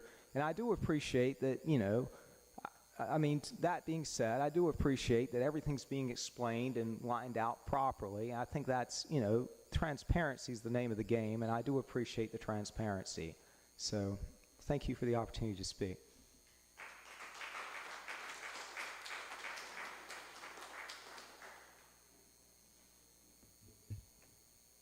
That is everyone that I have signed up, but I do have 2 comments to read. The first is from Siegfried Dismit. Dear Mayor, Board of Aldermen, and City Manager, I am unable to attend in person the Board of Aldermen meeting on June 17th. So write to you my observations and thoughts about the proposed budget for sharing in the public comments. I have diligently followed every budget workshop and discussion, shared with some of you my thoughts, and reacted on social media to the budgetary comments made by other concerned citizens. Building a budget is tough. Balancing a budget requires skill, experience, and courage. Building and managing budgets requires a competent team. I applaud city staff and the Board of Aldermen for the time and efforts you've spent on it. Reducing significantly the capital project list was needed. We also witnessed city personnel who demonstrated expertise, passion, and care at times, which is the backbone of any successful organization. The outcome of all your hard work, however, resulted in higher taxes, higher expenses, more people. Southport taxes will be amongst the highest in the state. In addition, it was clearly stated during the workshops by some of the aldermen that we should expect further tax increases in the years ahead to balance the budget. Let this sink in for a moment. So in conclusion, I believe we missed the opportunity to push the reset button and create a balanced budget based on aggressive operating cost reductions, spending more time on repurposing city properties, seek more input on how to generate increased revenues instead of imposing high tax increases to your citizens, and seek more proactively and timely input from your citizens on how to achieve this. Justifying the tax increase by taking credit for the reduced water and sewer fees does not make sense either. The water and sewer rates were unreasonably high, and you did not inform the citizens at the time the decision was made to move it to the county that this would create a future revenue gap you would have to compensate for by increasing taxes later in the year. It feels like robbing Peter to pay Paul at the end and sends the wrong signal. It was also surprising to see the many last-minute changes in the numbers, wrong data, and bad surprises which made the gap bigger. We can do much better. We must do much better. As I understand, we are running out of time now, pushed with our back against the wall, so there is little left that can be done, unfortunately. So to end my observations, let me balance my criticism with some free recommendations for next year's budget cycle. Team Southport can do this if we are open to learn and continue to improve. Consider following guidelines as food for thought. Start the budget process timely, allowing enough time for reiterations.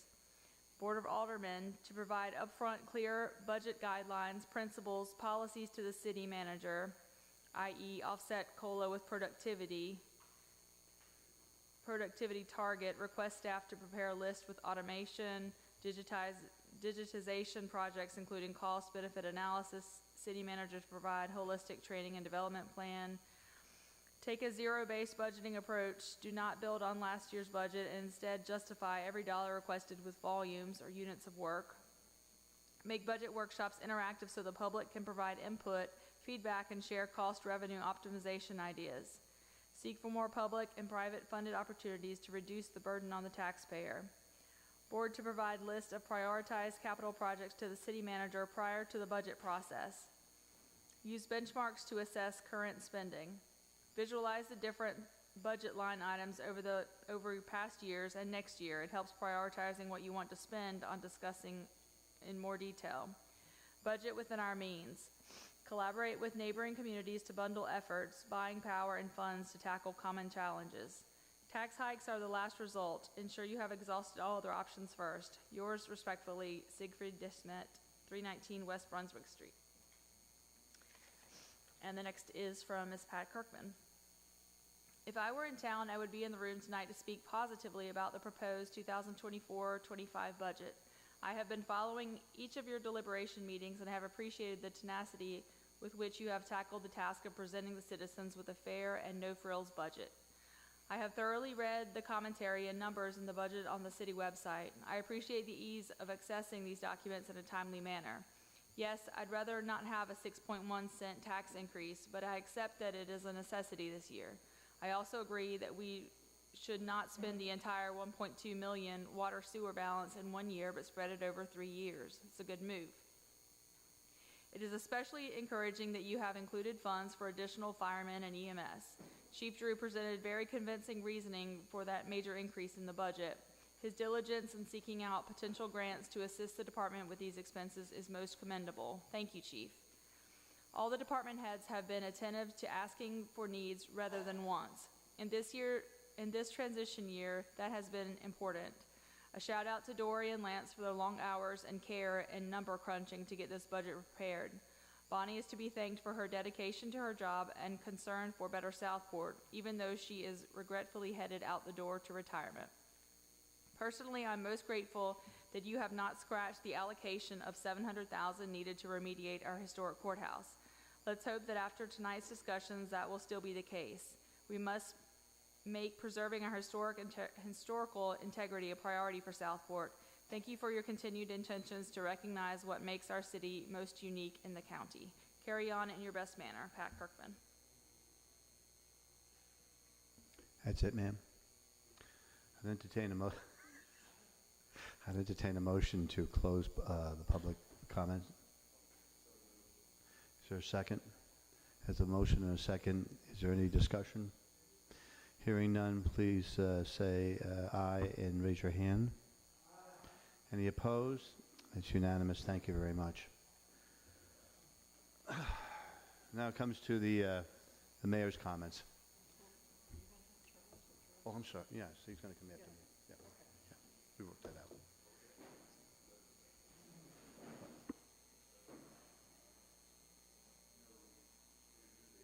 I'm sorry, so everybody can hear me talk.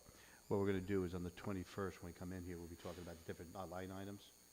But we've been here several hours already, so we can, obviously, as legislators, you can talk about whatever you want to, like the direction that you want to go to. You know, that's what I'm talking about. Okay, so we told you in the beginning that public comment is important. There's been a lot of public comment here, and a lot of good suggestions and ideas for us to mull over. And then we have to weigh that against what the government has to do to continue moving forward. And it's easy to throw rocks about past administrations that they didn't do anything, but quite frankly, the city was broke. I mean, anybody that knows, that's been here, has talked to anybody, the city was broke. That was one of the reasons why they sold the property for the old sewer plant, is because we needed money for the thing. So that was an issue that was hard to get over, to generate the money that's hundreds of millions of dollars with different times. So I'm just going to go down a few things. One of the things we talked about tonight is EMS, and if we took money from the county, and the chief and I have talked about this several times, and I'm concerned that we haven't, just because I'm concerned about it doesn't make it so.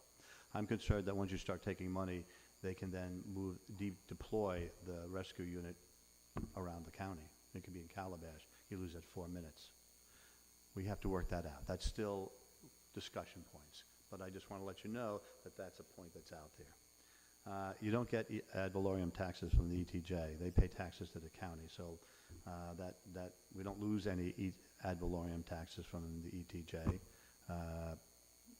We lose some fees and stuff like that, but not that. There is no plan to eliminate citizen participation in special events. That was not even part of the conversation. That's just a misperception about what happened. There is a proposal on the table to have somebody who would be working in this building full-time for 2 days a week, and then they would be working the special events, working with the groups to do special events. We couldn't put them on if we didn't have the participation of the citizen groups. That would be silly. We'd have to hire a staff of 15 people to do that. So that was not in the realm of possibility.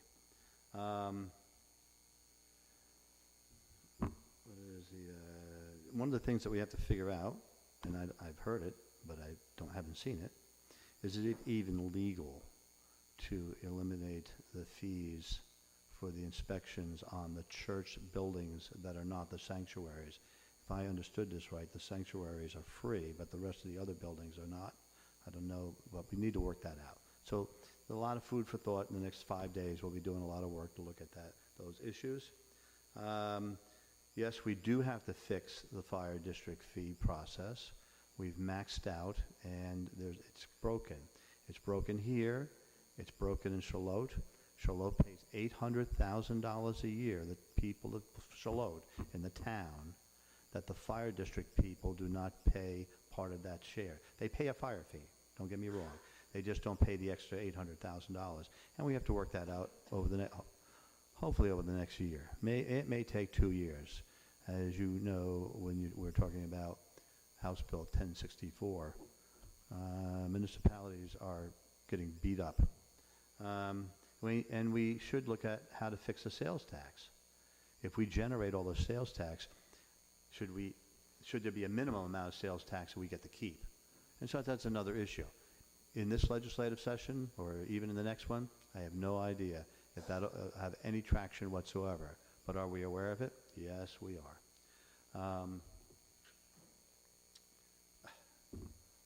I'm going to steal a line from Alderman Spencer, if that's okay. I know. And that is, for those of you that have cable TV, if you look at your bill for your cable TV, in 3 months, you will have paid more money than this tax increase for the average home. That's just a fact. So trying to figure out what your priorities are. Now, there's a lot of people don't have cable TV, and we have to look at those people as well.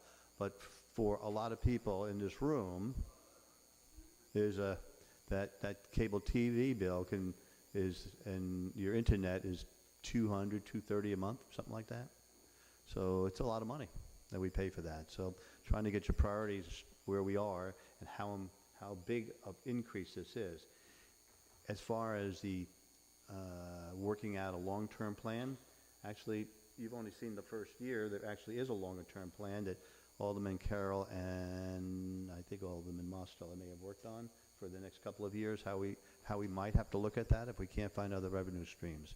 And they're working, and this is a whole board issue, man. Everybody's working on this. So that's where we are. I'm going to ask the indulgence of the board here. I want to yield some of my time to Chief Drew so he can talk about the issue that we had about the fees for the inspections.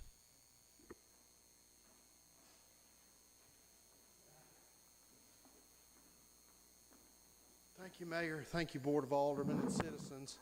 And we appreciate your comments. And like the mayor said, we've heard your comments. It was during budget deliberations last year in 2023 when the fire inspection fees, the rate committee took those inspection fees and doubled the fees from what we were. And this is the first year that we've done fire inspections on the new fees. So yes, the fees have increased.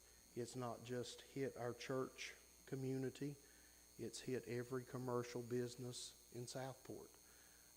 It is based on square footage. I appreciate our Baptist brothers and sisters being here. I have a good relationship with Pastor Varnum. I've sang at Southport Baptist Church. I've preached I don't know how many funerals there. I pastor a church myself. Pastor Varnum, I'd like to get the number to the county commissioner that you talked to, because my church gets inspected every year, and we are in the county. I just got finished paying $22,000 in building fees and fire fees to Brunswick County. That's what I just got finished paying for a kitchen project that we just done. $22,000 in fees to the county is what I've just paid. Our church is $300 and some a year for a fire inspection and $300 and some a year for our fellowship hall. So we pay about $600 a year for fire inspections in the county. But now we only have 8,000 square feet. Southport Baptist Church is over 20,000 square feet. I did review the invoice for Southport Baptist Church. I've talked to 5 people from the church. I talked to Pastor Varnum. I talked to Paul Fisher. I talked to Mike Eisenberg. I talked to the man that got up here from Building and Grounds. And there was another deacon, I believe, that called me as well. I was responsive to all 5 people and explained to them the charges. They are mandated by the state of North Carolina in the fire code that we can charge an operational fee for assembly. The sanctuary was charged a $375 fee for an assembly. The chapel was not, and then your fellowship hall. So after the sanctuary, the chapel, the preschool, the arts school, the fellowship hall, over 20,000 square feet, yes, the bill was right at $1,900 for Southport Baptist Church. Just to set the record straight, Bethel Baptist Church was not that much because it's based on square footage. There, I had our fire marshal's office to look up their fire inspection fee since it was referenced in the comments tonight. It was $875 for Bethel Baptist Church. So the smaller churches are going to have a smaller fee. I have the fee schedule with me that was voted, and I don't know what the brother's name was that spoke, that was the deacon or Building and Grounds, but I did not tell anybody to put anything on the internet for the fee schedule. So because it showed up Wednesday, I don't know how it showed up because I haven't talked to anybody to put anything on the website about the fee schedule. If you know me, I'm just as transparent as that glass. I don't have anything to hide, and I'll help anybody in this city. I just talked to Steve Dozier before he left. I've known Steve Dozier all my life. All you got to do is call me. I'll give anybody my cell phone. You can call me anytime, day or night. I will be responsive to you, to the citizens of Southport. I promise you that. But any building, commercial building under 1,500 square feet, the fire inspection fee is $75. That was doubled from last year, okay?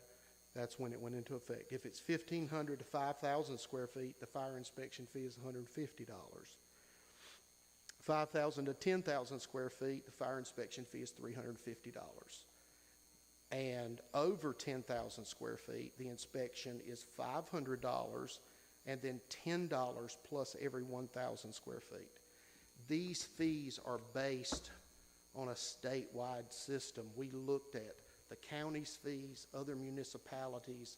They're not exuberantly higher than anybody else. And I have copies of this. I'll email this to you. I'll be glad to give you anything. Then we have additional things that go on sometimes to the fees, like if you have some type of LP gas operational permit, you may have to have an operational permit for that, or an assembly permit, operating permit, smoke control or smoke exhaust system, different other operational permits that can be attached to that. However, Mayor, I am not opposed to churches being exempt from the fire inspection fee. They still will be required every year to have a fire inspection. Every commercial business in our district has to have a fire inspection by law. I'm not opposed to churches being exempt. I'll be the first one. I'm a pastor of a church. I'll be the first one to say that's fine with me. That's your decision on that. But I just wanted to clarify those couple of issues of not everybody's going to have a $2,000 fire inspection fee. It's based on square footage. There are some places in Southport that have more than $2,000. I can't remember. Walmart was $4,000 for their inspection fee. Lowe's food was probably about $4,000 or $5,000. So there are higher inspections, and it's based on square footage. And I will say, the church, they are tax exempt. They don't pay taxes. And the sanctuary of the church does not pay a fire fee for fire coverage or fire protection to the fire department. They do not pay a fire fee. They are exempt. All sanctuaries, synagogues, any type of church building is exempt from a fire fee. But the fellowship hall would have to pay a fire fee. And we do the same thing at our church. Our sanctuary, we don't pay a fire fee to Winnebago Fire Department, but we do pay a fire fee on our fellowship hall, which is separate from our sanctuary. Just to give you a little bit of history about how that was written into law. The sanctuaries do not have to pay a fire fee. Now, I'm talking about a different type fee than I'm talking about the fire inspection. Okay, that's a total different fee. The sanctuary is exempt from a fire fee. And Mayor, just so you know, the revenues, after you guys voted, was posted on the website July 10th, 2023. So it's been on that website since right after you guys voted on the budget. And let me just add something. I just thought of that. People were saying we knew nothing about it. Can you explain all the PR you did? Yes, ma'am. We did do a public hearing on the rate changes with the budget last year. There was a public hearing just like tonight's public hearing. In addition, we had our fire marshal's office contact the Stateport pilot, and the Stateport pilot shadowed them for a couple of days, and they done a huge article about fire inspections and the new fees. And then we've had it on our social media pages, our city website page. So we have publicized this as much as we possibly can. On this topic, can I just make a comment? So just to take the heat off of Chief Drew a little bit, this was a recommendation that came to the Board of Aldermen from the rate committee, and the Board of Aldermen voted on this. This was not set by the fire chief. And I'll entertain any questions the board has about fire inspections or fire fees or anything. I can ask you to clarify something. Yes, ma'am. I think it may be off-putting to people to think of any church building, whether it's the sanctuary, the fellowship hall, Bible study rooms or anything as commercial buildings. Why do they fall into the commercial category?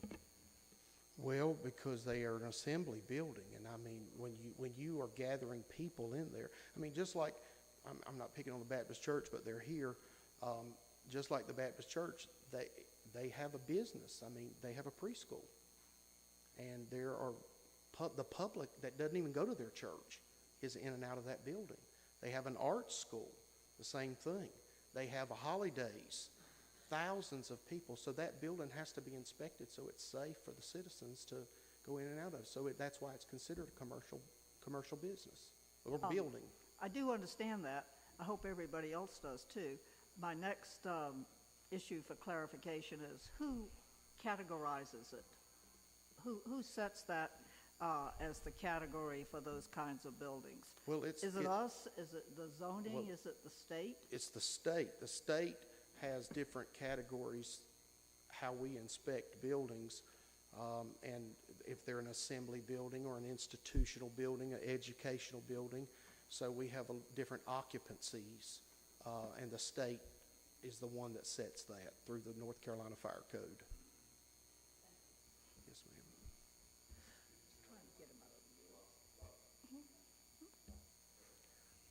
I'd also, going back to, if we could circle back, just since we still have people in the audience, about EMS. I know I've not had any citizens come up to me and say they didn't want EMS. Just to be perfectly honest, everybody talks to me about an experience they had, just like Pat Dane, that their life was saved because y'all were there so fast. But I have had some questions about the whole mutual aid conversation, and will that take, what's our role in that, and what stays in town to, since our taxpayers if we want this service and we've been willing to pay for it, then what is that service? Yes, ma'am. And since the last budget meeting that we've had, myself, Chief Coring, Chief Treadway, have kind of sat down and we've brainstormed, and we've come up with a plan to where if the county does run out of trucks and they do need assistance, we're not going to send everything to them. We're going to break the crew so we can keep a certified ambulance in town, and we're going to try to just send a QRV for standby. So that is a plan that we're working on and we're talking with the county about, and I think the county is favorable about that, and so I think that's going to be a good plan that where we can have a certified ambulance in town all the time, unless they're transporting a patient, of course, but that handles the mutual aid situation. Anything else for the chief? Thank you, Chief, for doing this. I'm going to start at this side of the table. Alderman Lay, do you have any comments? Nothing else to add at this point in time other than, let's see, when was that? July 7th. July 7th, 2016. I had a perforated bowel. The county had to come get me.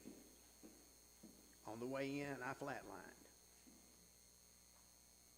Now, I'm lucky to be here by the grace of God, but when they're hustling, you're alive, you're hearing things. They're rushing me back for emergency surgery. When the guy says, "How old is he?"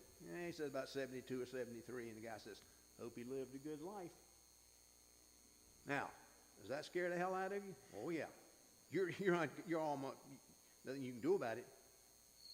But if they hadn't been there as quick as they were, and that was the county that got there, probably took them 12, 15 minutes.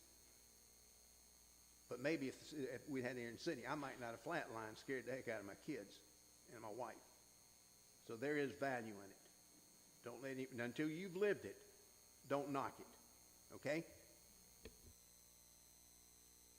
Alderman Spencer?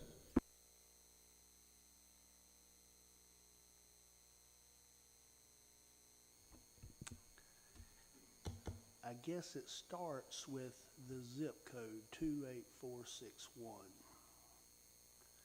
long time ago, that meant you were from Southport.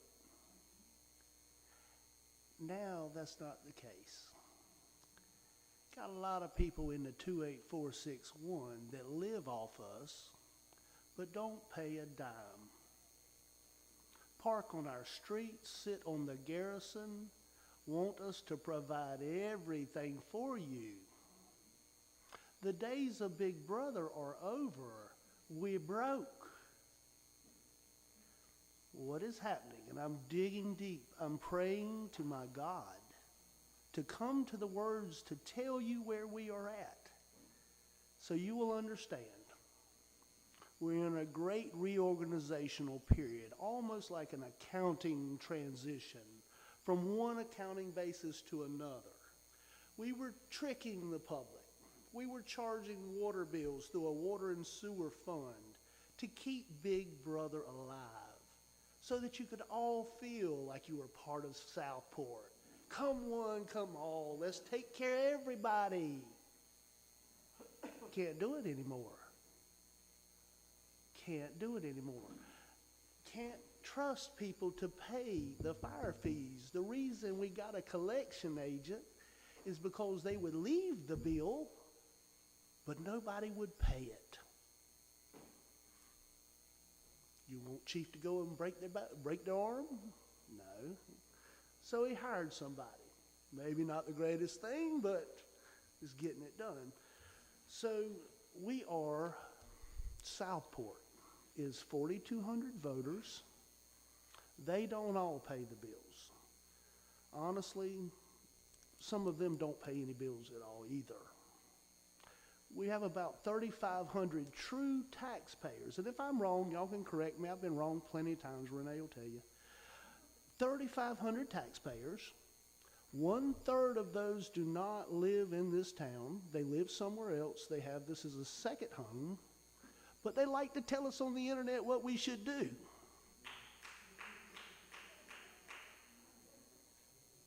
We have our brothers and sisters from Bowling Springs like to tell us what to do.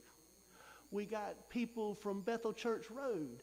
Don't put no wastewater treatment plant on our backyard. Guess what? This is why we're in the trouble we're in. Just say no has got us in trouble. So this is the great transition, the most painful time we'll probably ever go through. We're adjusting for that. I've got some people in inland politicians that I've met, and they want you to do right. They want to beat. They want government. We don't want, the coast is like the good old boy network where we bend our backs for our churches. The examples is when we're paving our streets, just run the pavement thing into the church parking lot and it'll be all right. That's not right. And that's not what the people that have moved here expect anymore. There is no more favoritism. We can't afford it. We can't afford it. So, I'm sorry, my friends from the Baptist Church, I'm sorry, I don't know what we'll do about this. I also know that y'all had insurance of like $100,000 for insurance for those buildings. Did y'all go protest the insurance company? You didn't pay it. But there was no protest at the insurance company. We are easy to chop our heads off. But we're only charging you, my tax bill is more per month than my internet bill. The internet that y'all got on Facebook and all gathered is that much. I'll be glad to pay it and take my city back.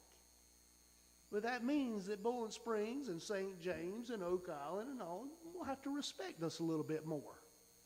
That's the way it's going to be as far as I'm concerned. I'm only one person, but this is where we're at.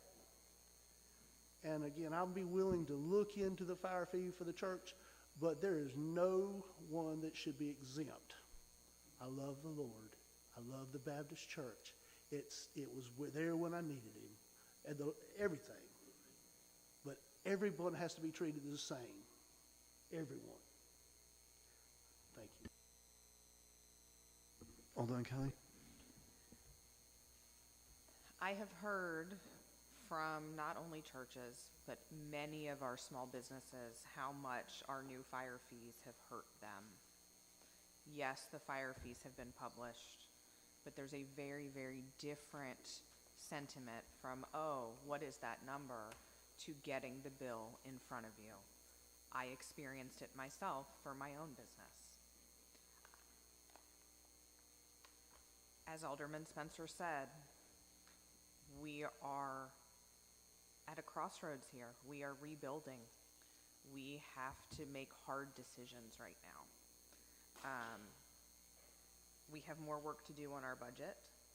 I think we've had several wonderful ideas from this board about spreading that $1.2 million that could have given us a cushion this year, but hurt us desperately next year had we taken that full cushion this year.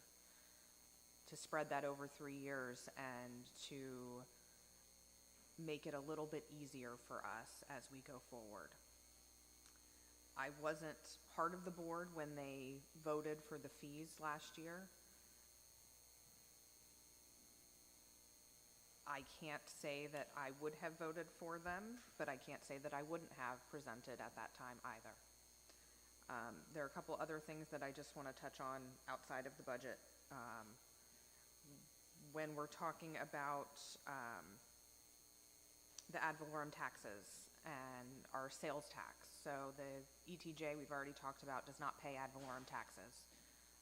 The biggest threat to us as City of Southport when we're looking at losing our ETJ from our House Bill 1064 is the planning and zoning in our ETJ.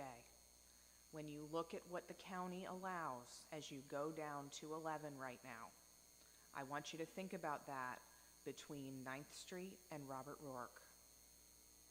Because right now, your protection for City of Southport is those of us sitting at this table. It's those that are on the planning board and dealing with the developers who are coming to us. It is our city staff who is dealing with the developers, beating them up over what is coming down the pipeline at them. I implore you, please, please reach out to Senator Rabin. Please, please tell your friends in Smithville Woods and in the ETJ, remind them that while they may get very frustrated because they have to pay a fee to us when they want to build on their property, just like those of us in town do, they will lose that protection and they could have 2,800 homes dumping out onto Robert Rourke when that goes to the county. This board and the board before that I was not a part of fought for the citizens of Southport. They fought for us to make sure that the ETJ is something that we still have control over and we are not overrun by development directly in our backyard. So I, again, implore you, contact Senator Rabin as quickly as you can. This has gone through the House already and is to the Senate. We are in crunch time, folks. Crunch time. The only other thing I will ask you again, tell your friends that we are looking at this right now. We don't have time to wait till next week. Call them today. Call them tomorrow. We need for Senator Rabin to hear us as quickly and as loudly as we can, whether that is social media, whether that is phone calls, whether that is emails. Unfortunately, your letters won't get there in time. Tell your friends, tell your neighbors, please help us protect Southport. Alderman Davis. Thank you. You know, the best way to reduce the tax increase, or to get to no tax increase, was a suggestion we heard about a month or so ago from someone who was a candidate for city manager. And he was from another state, and that's the key thing. He said, oh, all you have to do is tax the people who don't vote. And we kind of, whoa. But what he meant was, try to make your money off, not off the taxpayers, but the people who are not taxpayers and who are coming here. And that is a wonderful idea. Unfortunately, the state won't let us do it. And one of the things that we have, well, you've already heard us talk about the sales tax. We generate a huge amount of sales tax, and we get a sliver of it back. It goes to places that don't actually generate any. I don't know what St. James is doing with theirs, but we sure would like to have it. I think that we're stuck with working with what we can do and trying to change it with the state. One of those things is a small tax, 2 cents, 2% really, on served drinks and meals. In other words, you go and you have a meal in a restaurant. Just a small amount would generate enough in 1 year to reduce our tax rate by 2 cents. Think of that. But we can't do it unless, first we have to ask the state's permission. The legislature has to say, you can hold a referendum. Then we hold the referendum on a very set timetable that's not necessarily favorable to us. And if the referendum turns out favorable, then we can have it. But you know what? We've asked for this, and so far we've gotten nowhere. We'll keep asking for it. It's in our legislative package. We're looking for ways to raise money, not just raise taxes. And I don't know about you, but I've been watching what's happening in New York City. They're trying to raise money by what's called congestion pricing. Cars coming into the city and clogging everything and causing many fees and tax impacts on the city. And it looked like it was going to go, and it was going to raise billions for New York City. Well, the governor pulled the rug out from under them on that just all of a sudden. I wish we could come up with a congestion pricing fee. You know, I mean, people have mentioned a toll road. You know, you got to get over either of the two bridges or come over the ferry to get into Southport. If we could only hit you for that. But I don't think the state's going to let us. Those are state roads anyway. Thank you to everybody who spoke to us, who's been writing emails, who's been calling. I share your frustration. We really are working hard. This right here is the budget. It's not the synopsis that you got tonight, which is just a few pages. This is what we're working on. And we'll be working on it again on Friday, actually every day until Friday. But the meeting is on Friday, and it's public. Come back. Listen to us argue with each other and debate and come up with ideas. We've got your best interests at heart. Thank you. Alderman Carroll. Thank you. So my notes are all over the place because I do hear you. A couple of things that I wanted to just touch base on. The $10,000 that we give to Southport Elementary comes from, if I'm not mistaken, Alderman Spencer. That's coming from ABC, correct? So y'all keep drinking. The folks at Southport Elementary truly appreciate you. Not the Baptist, though. With regards to the fund balance, how long can we exhaust the fund balance before it doesn't exist? And so that's my question. We can kick the can. It feels real good to, well, it may feel good to get reelected, but is that the correct thing to do at this point?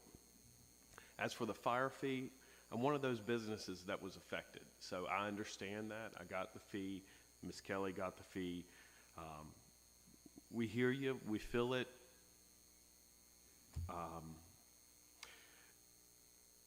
It's real easy to get excited when people stand up here and tell you all the ways that you can save money. God, I love it. If it could just happen, right? If we could just do that. If we could pull off EMS and fire and police, it'd be the wild, wild east. And we'd have a lot more money. But it's not the right thing to do. So some of what you heard and clapped about and got excited about was misinformation.